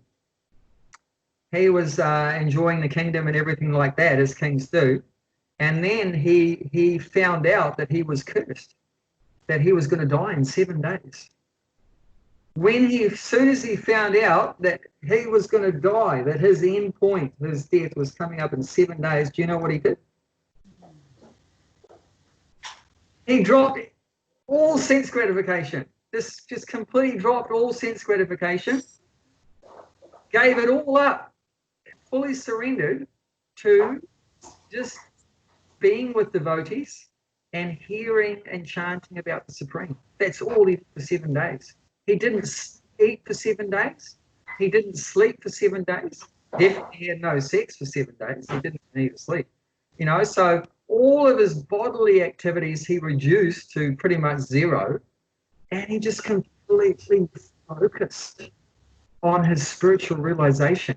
That became the most important thing, because he realized, I am going to die. But isn't that all of our scenario? We're all going to die. The only difference is, what's the difference between him and us? He knew when He he was going. knew, he knew When? Yeah. Do we know when? No. So whose positions will risk Ours. ours? We don't know. I mean, we might live a lot more than 7 days. We would all hope so. I hope you all do. Even though we don't know when we're going to die, Yeah. we do know that one day this body will be finished. Yes, we do. That's for sure. It says there's only two things guaranteed, right? What is it? Death and taxes or something? Yeah. What is it? Time and tide wait for no man. So, you know, these things are there. So, but realization of that approach of death, that we're approaching death, or death is approaching us, whichever way you're looking at it, that is definitely we're going to meet up. And that can be a springboard, an impetus to become serious. So for us, getting back to everything's positive, that even such a morbid, horrible subject or whatever is death, for us is very good. We're very happy about death, because death is what's going to make us into a good devotee, into a serious devotee. That's the difference between a not serious devotee and a serious devotee. The serious one has realized that death is approaching, I've got to get it together. And the one that's not serious, the penny hasn't dropped yet. He's just, you know, thinking it's going on and on and on and on without end. Like that he hasn't been able to visualize that final point yet. So that's something that can help to just blast off a bit. The more we can realize that. I'm not saying we want to be thinking about it, talking about it every second of the day. I'm going to die, I'm going to die, I'm going to die, oh no, I'm going to die. No, you don't have to be like that. But just realize the truth, that this body is temporary. It's going to finish. And this is not our real life. Our real life is our spiritual life. So we want to focus on that. Thank you very much. Sorry to go overboard over time. Anyone want to say anything? Just thank you for. I'm making a yogi tea. Do you want a yogi tea? I haven't learned that yoga perfection yet, where I can get it from a faraway place. There is one of the Asta cities, 8 mystic perfections, is called Prakti City. So if I had Prakti City, I could take that cup of yogi tea from where is it? Mayfield. From Gulshan's house in Mayfield, I could take it and it would just pop into my hand here in Auckland, New Zealand. But I haven't got there make yet, sure so- it's not hot, so you might burn to make sure it's warm enough. Yeah. Thank you so much. Thank Like, you. but please, you enjoy it, and I'm happy that you're enjoying your prasadam. Oh, we're enjoying too much. It's good. That's good. That's the problem. This is sacrifice. This is sacrifice. Thank you to you and your wife and your in-laws and everybody. Say my namaste to all. Bye. And when you do one little thing, when you do sacrifices together, it's so much more enjoyable, isn't it? You can do it by yourself, but when you do a kind of sacrifice together, then it becomes more pleasurable. More Yes, it certainly makes it easier for me to suffer if I know other people are suffering too. pleasurable. That's also Is the that good the right way to think about it? Okay, you take care, everyone. Thanks, Thank Prabhu. you. Hare Krishna. Hare Hare Krishna. Krishna. Krishna. And Sarah, we're going to continue, right? Yeah. Does anybody want to join us, or Do you have time? I think Yeah, you've of course? already Thank you blessed so off. much for your, thank you so much for your time. That's all right. It's a pleasure. It's a pleasure. Okay, so on the subject of suicide, once again, very sorry to hear what happened to your friend of a friend. So I'll just talk to about it from different angles, and then Okay. you'll have a better understanding of the whole picture.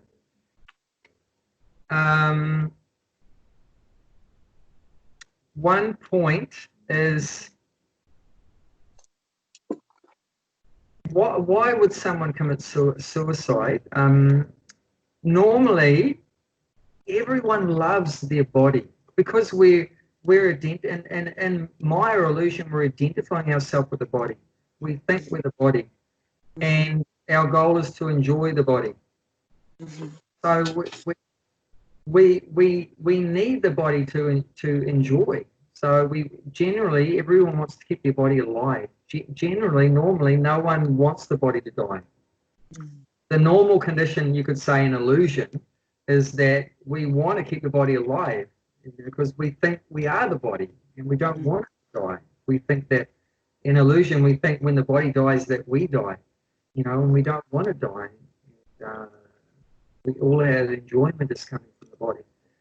So we want to preserve it as best we can. We'll try our best to protect the body. Normally, that's one of the main features. I said there's 4 main necessities of the material body: eating, sleeping, mating, and defending. Eating, sleeping, mating, and defending. So those are 4 normal traits that every soul is doing in a material body. And why do we defend the body? Why do we defend the body? Because of fear. That we defend the body because of fear. Or fear of what? We're afraid of dying. So because we're afraid of death, we protect the body. If someone comes into the room right now with a gun, what am I going to do? I'm going to try to defend the body. Why? Because I'm afraid of the body dying. So that's the normal state. So why would someone want to kill their body? Voluntarily want to kill their body? It's because, see, we've tried to enjoy the body, and how has it worked out? It hasn't worked out. Like I said, we end up being so frustrated. Actually, the whole material world, the whole material energy Maya, is set up for that purpose. Material energy, one of its main purposes, is purposefully built into this material world to make us so frustrated and to bring us to that point of we're just so exhausted. We tried to enjoy in one way and it didn't work out. So we tried to enjoy it another way and that didn't work out. And we tried to enjoy it another way and that didn't work out. So we just become more and more frustrated. So at that point of complete frustration, when you become so materially despondent and depressed and everything like that, then you can turn one of either 2 ways. Once you've hit that rock bottom, you can go either one of 2 ways. You can either turn to spiritual life, and that, like I said, that's the prerequisite for spiritual life. You become completely exhausted and frustrated. You can turn to spiritual life, or you can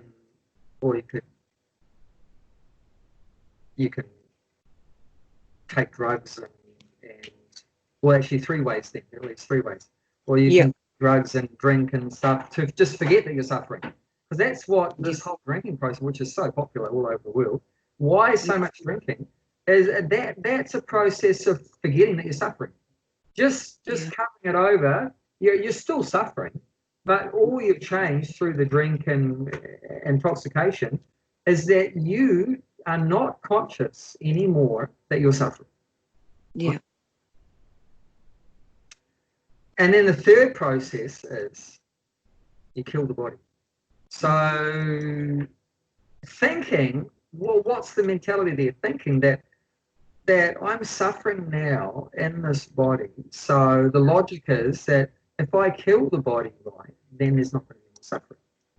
Because they're working with the paradigm that after the death of the body, there's no more life. After the body dies, this is a person that's controlled by the mode of ignorance. This is a person in the mode of ignorance.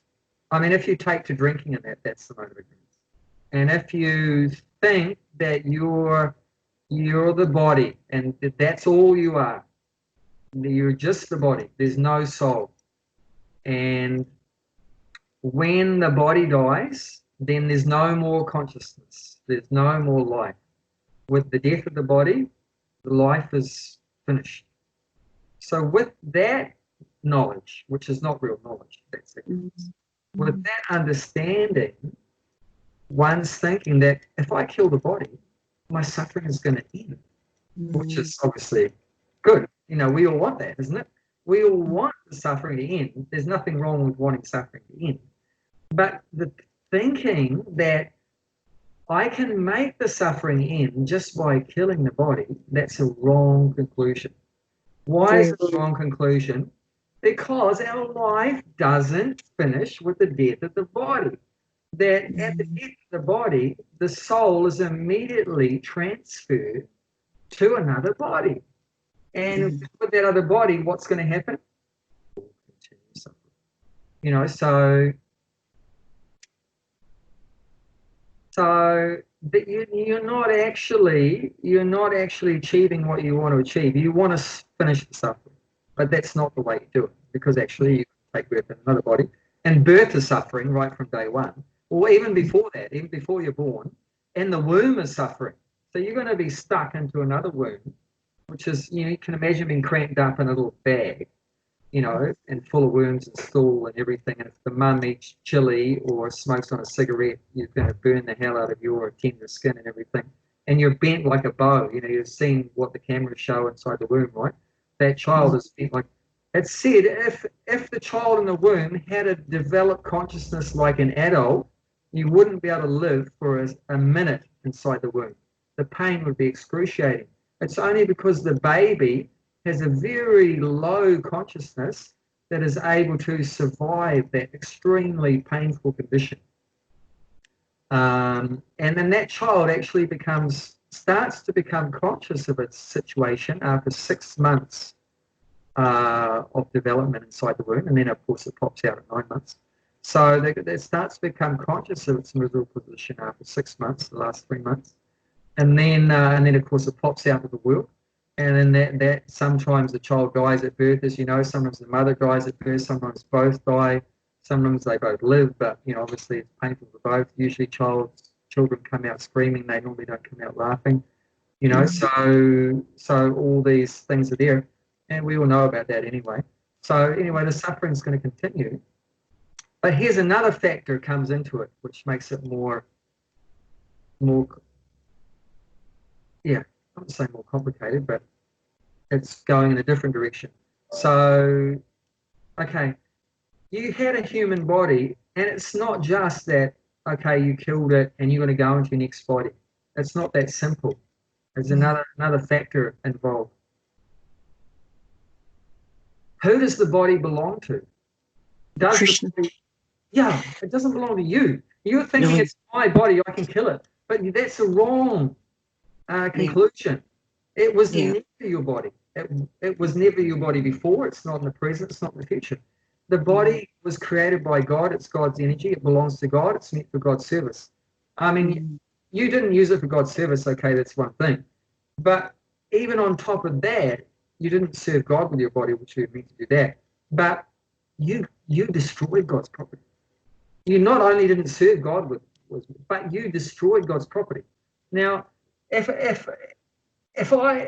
my dad lends me his car, hey son, here's the car keys, just be careful with the car, and and have a good time. And he lends me the car, and I go out and smash the car. Then will my father give me his car keys again very easily? Not likely. I think, like, seriously 10 times, well, should I give my son another car key? He's already stuffed it up. He's already wrecked one of my cars. Should I give him another car? He's going to seriously, he'll want to see that you've really matured in your attitude before he's going to hand you the next set piece. So God gave you a human body for spiritual realization. Okay, you didn't use it for spiritual realization. Use it for sense gratification. And then you got disappointed in your trying to find sense gratification to the point where you destroyed the body just to try to escape suffering. But you didn't have that right. It wasn't yours to destroy. So then what is he going to do? Is he going to put you in another womb straight away? No. I'm not going to give you. I gave you a body. You wrecked it. I'm not going to give you another body. So what is he going to give you? He's just going to keep you without a gross physical body, and that's called a ghost. Okay. So what is a ghost? The ghost is us, the soul, inside the subtle body. Okay. Normally, what you've got is 3 bodies. You've got your spiritual body, which is eternally the same, and then you've got your subtle body, which is what you have from the day you leave the spiritual world into the material world to the day you leave the material world, go back to the spiritual world. You have the same subtle body, and that doesn't change. That never changes. That's made up of 3 things: the mind, intelligence, and false ego. It doesn't change, but what you're doing, every time you have an experience in the material world, you're getting more impressions on your mind. So all that's getting stored up life after life. People do past life regressions and that, right? You'd know a little bit about that. Yeah. So you can bring that stuff back to the surface again if you follow a particular process. You can regurgitate some of those past memories from previous lives. It's all in there. It's all in the mind. All the, when you were a fish and when you were a dog and when you were a pig and when you were a demigod, and it's in the same mind. But generally you don't remember it. Yep. Generally you don't remember it. Why don't you remember it? Why doesn't Krishna allow you to remember all your past lives? I'm guessing that maybe because we might get too focused on that, and we're not going to be remembering, or also maybe because we might be focused on that rather than new experiences. Mm-hmm. And you're looking at it in a very positive way. But in a very factual way, if we think too much about our sufferings in this life, what happens? Oh, we won't want to come back. Well, you end up committing suicide. Yeah. So imagine if Krishna revealed to you the sufferings of 10 lives. 50 lives, 100 lives. Yeah. Everyone on the planet would be in a lunatic asylum. Every person on the planet would be in a lunatic asylum or kill himself on the spot. If you remembered the sufferings of 2 lives or 5 lives or 10 lives or whatever, because mainly that's what it is. I mean, you have a few moments of happiness. I'm not saying there's not any happiness in the material world, But Krishna declares in the 9th chapter, text number 14, in the 9th chapter, that the material world is a temporary place full of suffering. So mainly it is suffering. I mean, there's a few moments of happiness there. But, I mean, that's not talking about a devotee, because a devotee in the material world is always happy. But I'm talking about a materialistic person. From a materialistic point of view, that life is suffering. For a devotee, it doesn't matter where he is. If he's in the material or the spiritual world, he's happy everywhere because he's always Krishna conscious. But for someone that's not Krishna conscious, you know, if you weigh it up, mainly it's suffering, you know, and what we call happiness is just a little break between two bits of suffering. So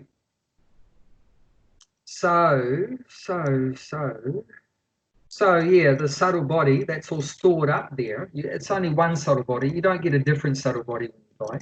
The same subtle body, but generally you don't remember the past. Sometimes it is revealed.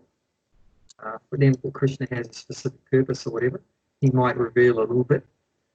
Sometimes even for devotees, Krishna does let them remember. We have many examples in our literature of devotees that did remember their past lives. Even a devotee that took birth in a lower species could remember his past life in a human form. That's not ordinary at all.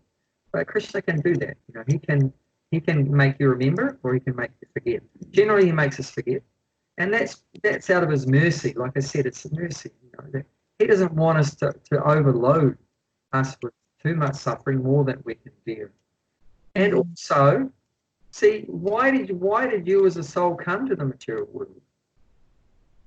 Why did you leave the spiritual world? Why did you come to the material world? Well, because you're a rascal and you got too. Yeah, you're a rascal. But what is the rascal wanting to do? What was the desire of the rascal?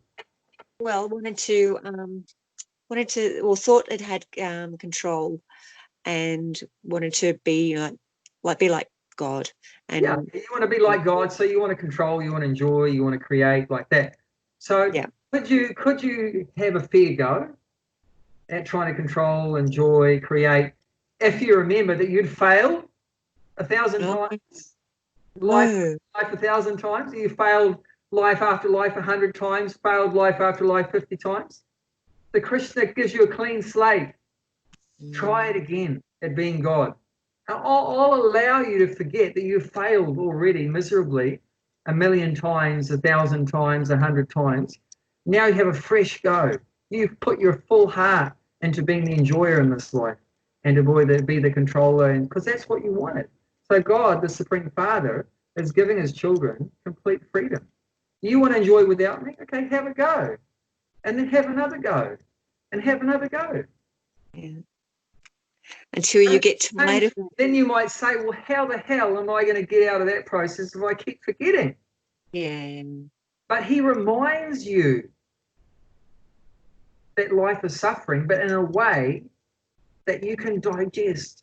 And that's called the scriptures. That's called the Bhagavad Gita.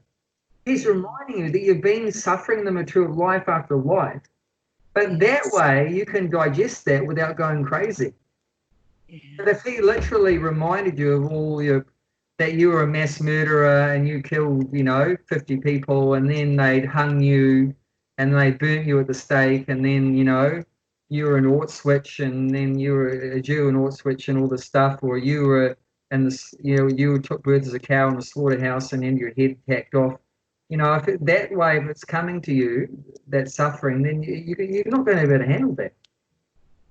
But here, Krishna very nicely is saying, material life is suffering. And you can handle that. That's like intellectual. That's a more easier way and you can get the same understanding, but in a way that you can digest that. That's not too in your face. Yes. But if you had a flashback of all the miseries all at once, that would just overload. That would completely blow every circuit in your brain. You would just be a blabbering wreck. So it's all stored up in the mind, all these many lives, but it's not coming to the conscious surface. all stored up there, all these impressions. And all these desires to enjoy is all there. Everything's there in the mind and the heart. And then, so you carry that, that's always there with the soul, that subtle body. Until you go back to God, back to spiritual, then the subtle body is dissolved. Then it's just you're the soul with a spiritual mind and spiritual intelligence and spiritual ego that I am the servant of Krishna. So, but until that point, we have the spiritual body. So, but what happens is you kill the gross physical body, okay? You disqualified yourself from getting another one straight away. You will get one, but not for some time because punishment, right? It's like the kid. He will get to get in a car at some point in the future, but the dad is not going to let him have a car maybe 6 months, maybe a year, maybe 2 years, depending on how much he stuffed up. But eventually he will get a car again. The father will soften up. And I think, my son, you've learned your lesson now. I think now you've become more sensible on the road. You know, you can drive a car again. So that ghostly period is a temporary period. It's not like they're always going to be a ghost. So how long it lasts for, that depends on how much you stuffed up, you know, how long you're going to be. But it's a temporary thing. It's like Christians that say that, you know, eternal damnation. We don't agree with that. No suffering is eternal. Even going to hell, which is another whole discussion, that's just a temporary period of punishment. And then after that, one will get another body. Depending on what his karma was, we'll get another body after that. So there will be some temporary period of a ghost. So what is a ghost? It's just a soul and a subtle body, but they don't have a gross physical body. And that is a very frustrating life. That's a very frustrating life because they still have all the desires. They still have a mind, so they still have desires, but they don't have senses. So you've got the desires, but you can't thinking, feeling, willing. You can't carry it out into action. So the life of a ghost is very frustrating. So they want to fulfill their desires, but they can't because they don't have a physical body. So what do? They take over another person's gross physical body. Someone else that has a physical body, they take over that one. So that ghost enters into another body, another person, another soul's body that has a gross physical body, and they try to take over it, and they enjoy through that body, through that other soul's body, they enjoy. So they'll enjoy eating, having sex and so forth through that other person's body. But generally a ghostly life is very frustrated. They don't have a body. That's why ghosts often create disturbances for people. Because they're very frustrated and they can possess people and like that. And often the ghosts will hang around their previous body because even though they killed their body or whatever, still there is some attachment there. So often ghosts might hang around like graveyard where their body is or whatever. That's why in Indian culture, one of the reasons, apart from saving money and so forth, one of the reasons why they burn the body is to remove the attachment. What is the soul going to be attached to? It doesn't exist anymore. It's not put it under the ground, it's still there. But you burnt it and chucked it in the river, and then it's all over the place. Where are you going to go? So you're helping the soul to move on. Okay. By burning the body. You help it to move on. Because it's just hanging around the body or hanging around the house that the body lived. Hanging around the house like that, so they can tend to do that, hang around places where like that, or maybe even they didn't commit suicide, but maybe they died in that house by natural causes, or someone killed them in that house, so that soul might hang around that particular place like that. Mm-hmm. So yeah, so the soul and the subtle body. And then, so what was my train of thought? So, yeah, the soul very frustrating, tries to enjoy other people that have a body like that. But that's a kind of punishment being in a ghost body. It's a kind of punishment from the Lord because you had the body and you misused it and killed it. So But after that period of punishment is over and you've suffered, you know, and hopefully, what's the purpose of suffering? That we should, as the prison system is supposed to set up for, is that you feel repentant. I wish I didn't do that crime. I won't do it again. I'm sorry. Please forgive me. I'll never do that again. So the idea is to bring up that feeling of repentance and rectification in our consciousness, and some purification. So that's everything has a purpose. Suffering has a purpose. Punishment has a purpose. So that's the purpose, to feel repentant. I did wrong. I shouldn't have done that. I'm not going to do that again. And then when you're a bit purified, then you'll be given then that ghost, that soul will be given another physical body in due course, like that. And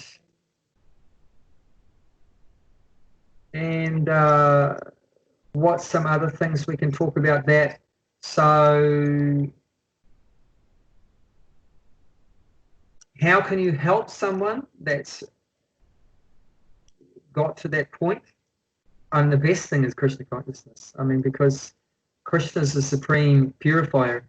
He can, even the most impure person or thing, he can purify it immediately. So the best thing that can help someone like that is when a devotee chants, loudly chanting can help that soul. Even reading Bhagavad Gita. Often, like in India, when someone dies or whatever, for a certain number of days. How many days? Like 17 days or something? 16 days. How many days will they read Bhagavad Gita? No, after they die. After family die. Well, they might even for a month. Different places they do different things. But it might be 1 month they read Bhagavad Gita, or 15 days or whatever like that. And then they'll offer prasadam to Krishna, and then distribute the prasadam to everyone. And that person, that soul gets benefit too. And what you can do, if you can get a picture of the person that committed suicide. Yep. And you cook the food with love for Krishna, offer it to Krishna, and then put a plate of that prasadam, rice and dal and curry or whatever you made. Yep. Put it in front of that person's picture. And you offer it to that person, that departed soul. You offer it to that, even a person that died naturally. It doesn't have to be just a person that committed suicide. That you offer it to them, and then that prasadam will go to them. And, you know, if that soul takes the prasadam, immediately they get cleansed of their sins. Immediately they become cleansed of their sins. So that can accelerate them, instead of being in a ghost body for decades or whatever, they can be out there in a minute. You know, so that's just like we have a picture of Krishna, and that picture of Krishna is Krishna. But also that works even like we have a picture of Prabhupada, right? So that picture of the Guru, that's identical with the Guru.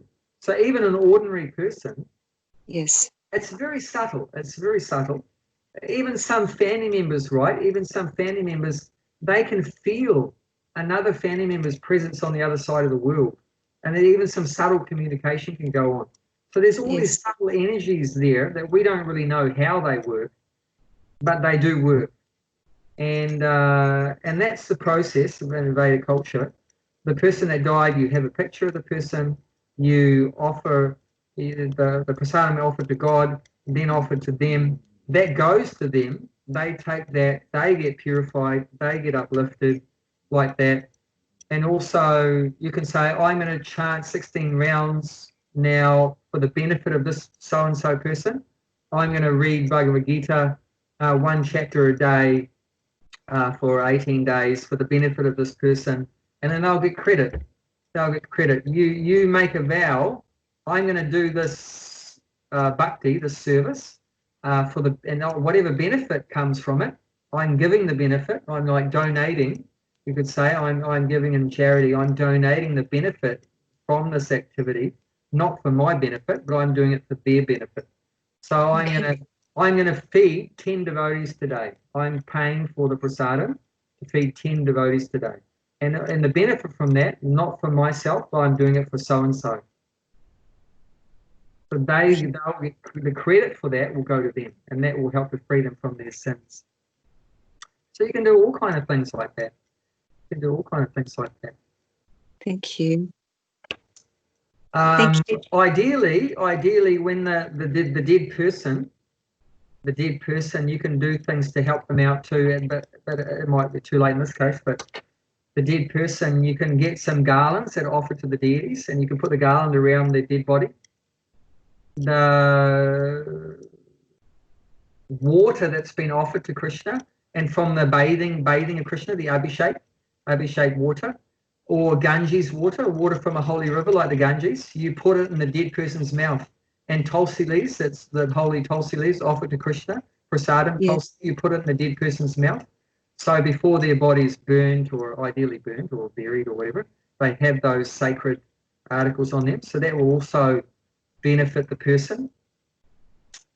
Even if someone's dying naturally, before they die of natural causes, if you can stick the Ganges water or bathing water or tulsi leaves, some little bit of prasadam or holy garlands around their neck and stuff like that, that's very beneficial. It's recommended. So, you know, it depends on the scenario, but one should always try to bring Krishna into that person's life in some way or form, and that will definitely help. Abhay, my partner's cat was dying, and for 3 hours I held her while she was dying, and I just chanted. And at the moment of death, I just prayed for her, and I said, "Please, Krishna, prayed for His mercy for her soul." Yeah, the prayers of devotees are very powerful. Form, or a higher form. So that was something I did. The prayers of devotee are very powerful. Yeah, so prayer, chanting, talking about Krishna, praying, all these different aspects of bhakti are very, very powerful, very uplifting. But that's something about a bit about the background, like why someone kills himself. I did after that person.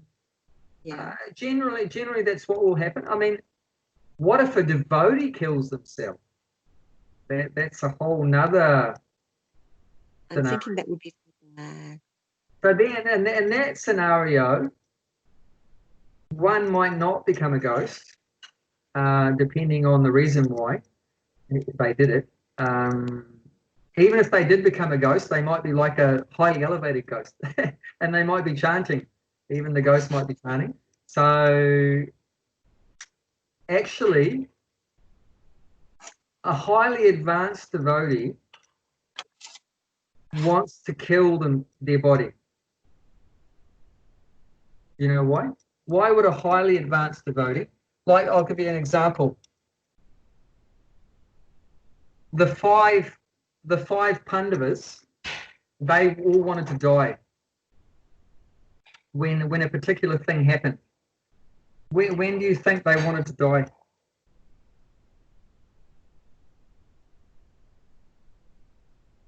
Krishna was on the earth, right, 5,000 years ago, and he was with Pandavas, and they loved Krishna, and Krishna loves them. At a certain point, after 125 years, something very traumatic happened, that Krishna left this world. When Krishna left this world, do you know what happened to all the devotees? Do you know how they felt? Oh, they were just being absolutely distraught, I can imagine. We can't imagine how distraught they were. They all wanted to die. They had no reason to live. Yeah. The same when Chaitanya Mahaprabhu was here. When Chaitanya Mahaprabhu was only on earth for 48 years. When he left after 48 years, basically every one of his devotees fell on the ground and didn't care to eat anymore. They didn't want to eat. They didn't want to sleep. They didn't forget about sex or anything. They didn't have any interest in their bodies whatsoever. And they basically all wanted to die. The only reason why any of them continued living is because they had a duty to do some service. That the Lord wanted them to spread Krishna consciousness. So he wanted them to preach, spread Krishna consciousness. Otherwise, apart from that, they all wanted to die. They had no reason to live. They couldn't be bothered to keep the body alive anymore. They had no interest in living anymore. So sometimes we have, you know, many historic records of devotees that wanted to kill themselves, and sometimes they actually did, and sometimes it just happened automatically because they didn't eat anymore. They didn't bother you know, continuing the bodily activities anymore. So that sort of happened,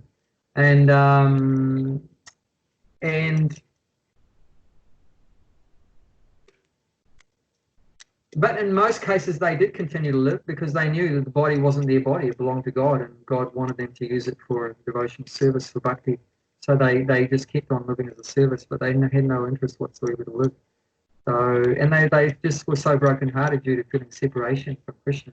So, but that feeling separation from Krishna is actually the highest kind of devotional service. It's very hard to understand, materially speaking, because normally when you feel separation, it's not really regarded as a very nice thing. It's very painful. But when feeling separation from God, feeling separation from Krishna, that's the highest form of devotional service. That's the perfection. That's actually our perfection, to feel separation from God, to feel, because that's what really accelerates or heightens our concentration or our thinking about Him. When you miss Him, when you really miss Him and feel separation from Him, that intensifies your absorption, your trance on Him. So that's a very esoteric, very, very elevated stage to feel that separation. But in that feeling of separation, often the devotees' thoughts are that they don't want to live anymore, they want to die. And but on another side, they're 24/7. You know, they can't get Krishna out of their head. Once they achieve that stage of feeling separation, that they just become just so absorbed in Krishna consciousness. Because of that separation has intensified that remembrance of Krishna, that concentration on Krishna. I've experienced that to a little degree in regards with my spiritual master. I met him, and then and got very attracted to him, and then we didn't see each other for 4 years, and then very briefly I saw him again, and he initiated me, and straight after he initiated me, then he took off. He had to go somewhere, and I wasn't allowed to follow him due to I had some other duties I had to do. So I had to come back to New Zealand when I was in India. I lived in India. So I wasn't allowed to go with him. And that was that day after he left me was simultaneously the worst day in my life and the best day in my life. Mm-hmm. I was so distressed due to feeling separation from him. But that was the most Krishna conscious day in my more than 25 years of Krishna consciousness. I couldn't get Krishna out of my head the whole day. I couldn't get my spiritual master. That was the best chanting, best rounds I've ever chanted. Mm-hmm. It was. I couldn't stop crying, and I never thought of anything except for Krishna and my spiritual master that whole time. It was just so absorbing, and that was brought about due to feeling separation. And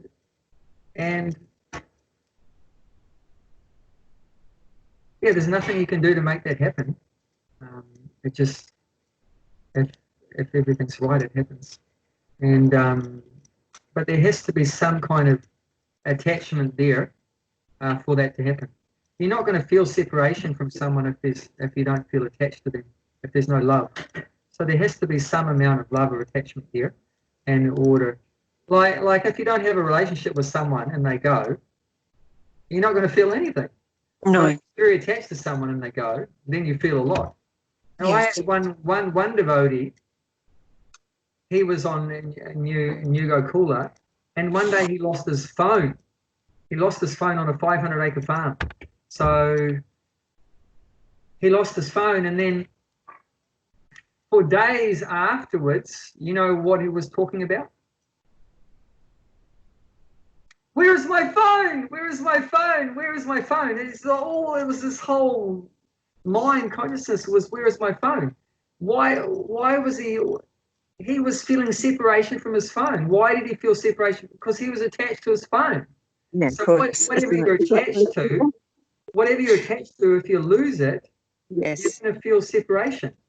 Of course, if you don't give a stuff about your phone, you lose it. You're not going to feel any separation, and you're not going to think about it. But so that's there. So, but for a devotee who's very attached to Krishna, if Krishna like goes, then you feel separation, and then your Krishna consciousness goes off the Richter scale, and that's the perfection of Krishna consciousness. And Krishna sometimes arranges these kind of things, of that creates that feeling of separation to help accelerate the devotee's Krishna consciousness.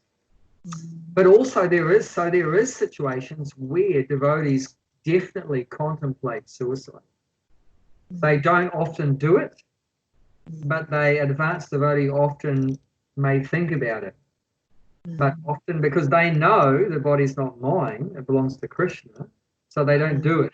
But they wish they could do it because they feel like the whole world is void. The whole world is completely useless and empty without Krishna. Without Krishna, my life is useless, and without Krishna here, this whole world has no value to me. So that kind of things are going around in their mind, and we have whole songs and everything about that kind of consciousness of devotee, how they feel the whole universe is like empty without Krishna, and that feeling of separation. And they say where they feel one moment is like years, years or more. This one moment is like excruciating. Means it's like excruciating for that devotee to live without Krishna. It's like one moment seems like 12 years. There's one song that says that. Well, one moment seems like 12 years or more. What's that indicating? You're feeling so much separation. That time is going slowly. You know that, right? When you're suffering, time seems to slow down. Have you noticed that? Yes. And when you're happy, time goes really fast. Yes. Like that. That's as I get older, time just goes very fast. yeah. But that's a spiritual kind of pain for a devotee, and that's actually the highest ecstasy. So it seems like really contradictory that there's pain and pleasure at the same time. But we theoretically may have some idea, but when that stage is reached, then you understand how it works. But now we can talk about it or whatever like that. But yeah, so there is. I've just said whoops. Must have exceeded our time limit. It's all right. Thank you so much, Abhay. Oh, sorry. Oh no, you're there. Just the picture disappeared. It's just dark because I haven't got any lighting, but there's a beautiful moon. No, what happened is the picture completely disappeared and went back to the desktop. Okay.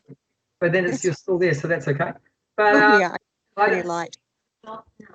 My wife's saying it's a sign to switch off now. I've taken too much of your time. Yes, Jayanti, thank you. Thank you for your time. So much of your time. But no, for your time. Thank you for that. I just didn't want to tell you a little bit about it, and then it's still, you may not be feeling so good about it or whatever. But I've tried to explain more of a wider perspective. So, but it is a temporary situation, and there are things you can do to help such a person. I didn't know the person who died, but it's my colleague's brother. So, she was very upset at work, and I was just trying to. I think I was comforting her and just saying, that this is not our body. This is just temporary. But maybe in time I may be able to just share some more things with her. But I was just interested because I've worked in my work. I've had lots of clients who've been contemplating suicide or had previous attempts or things like that. Interestingly enough, even before Krishna pushed me and showed mercy towards me for coming to the farm and meeting all of you and which I feel very grateful for.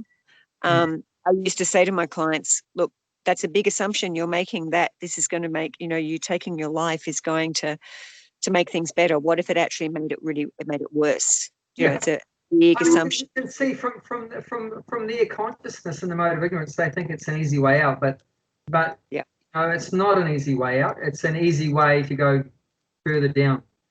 So definitely before someone comes to that point, if we can try to help them to understand that's not what you're thinking it's going to do. It's not an easy way out. It's going to make your life worse. Yeah. But here is an easy way out. It's called, chanting Hare Krishna, called Krishna consciousness. So that's great. But for someone that has already done it, I said a few things about that. You can pray for them. You can chant and offer the benefit to them. You can read the Bhagavad Gita, offer the benefits to them. You can, if you get their picture, you can offer the prasad to them. So there's a few things you can do after it's happened, and there's a few things you can do before it happens. So there's a few things. And even if it has happened, it's not the end of the world, because eventually that's just the transitional stage. They're going to get another body again.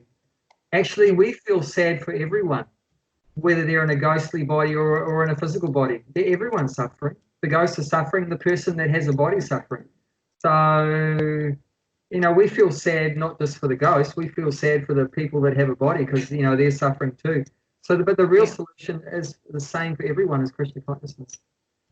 So we try to be Krishna conscious ourselves and try to help as many people as we can also to achieve Krishna consciousness some way or other. To remember. Yeah. Thank you so much. We deal with the suffering in a very positive way. We've experienced ourselves, isn't it, personally, that how much happiness it's brought us, Krishna consciousness. And we want it. We know it works because it worked for us. I mean, if it worked for me, I'm so crazy, useless. It can work on anyone. So we know it works, and we have personal experience that it brought me from a very miserable state to a very happy state. So then we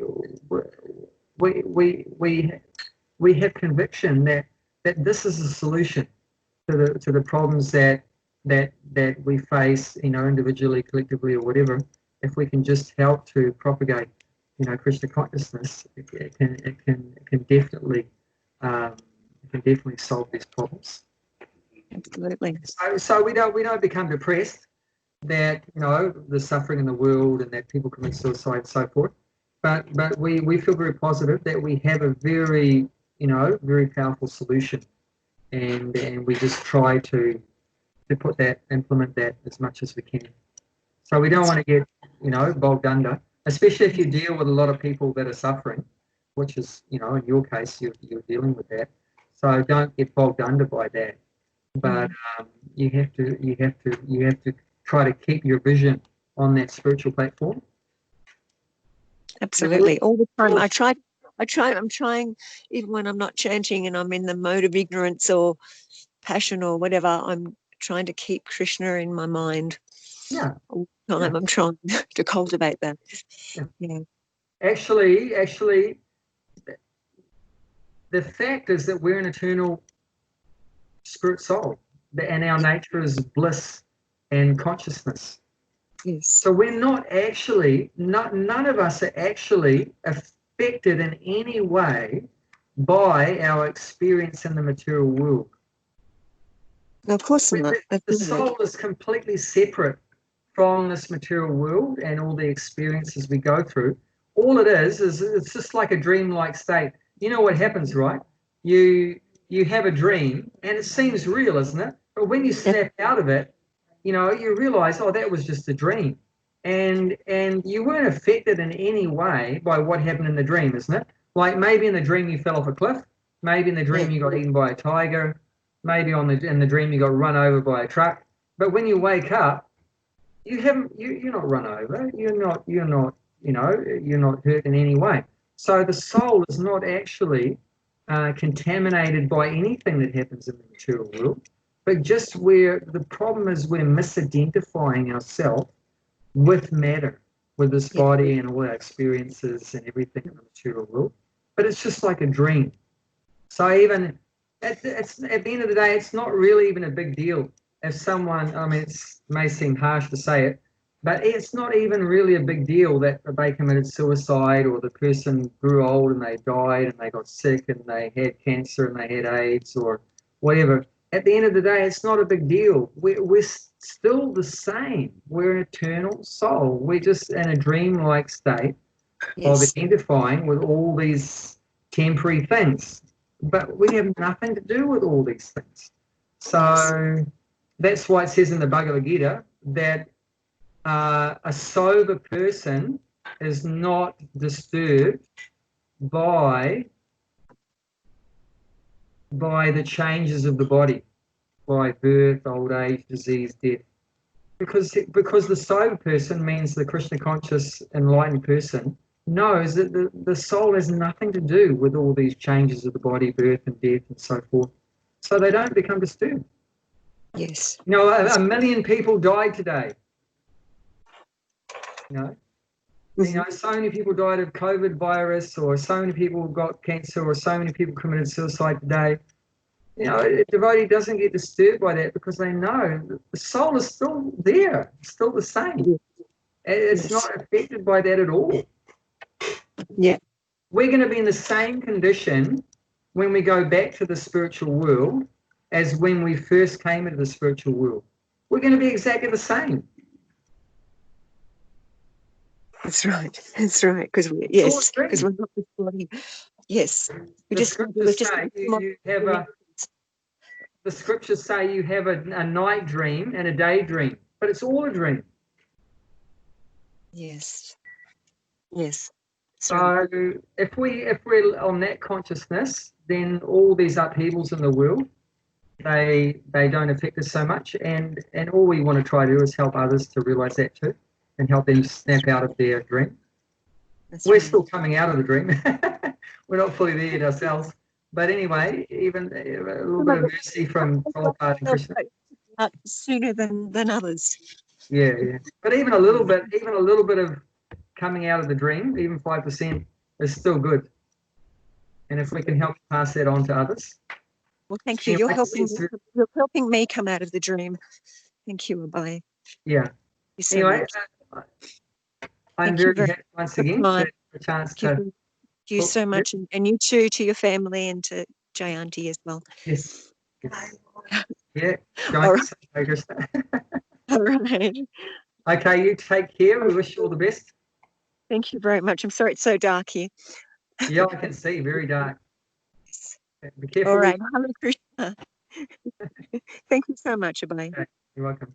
Appreciate it. Good night. Have a good night. Thank you too. Bye-bye.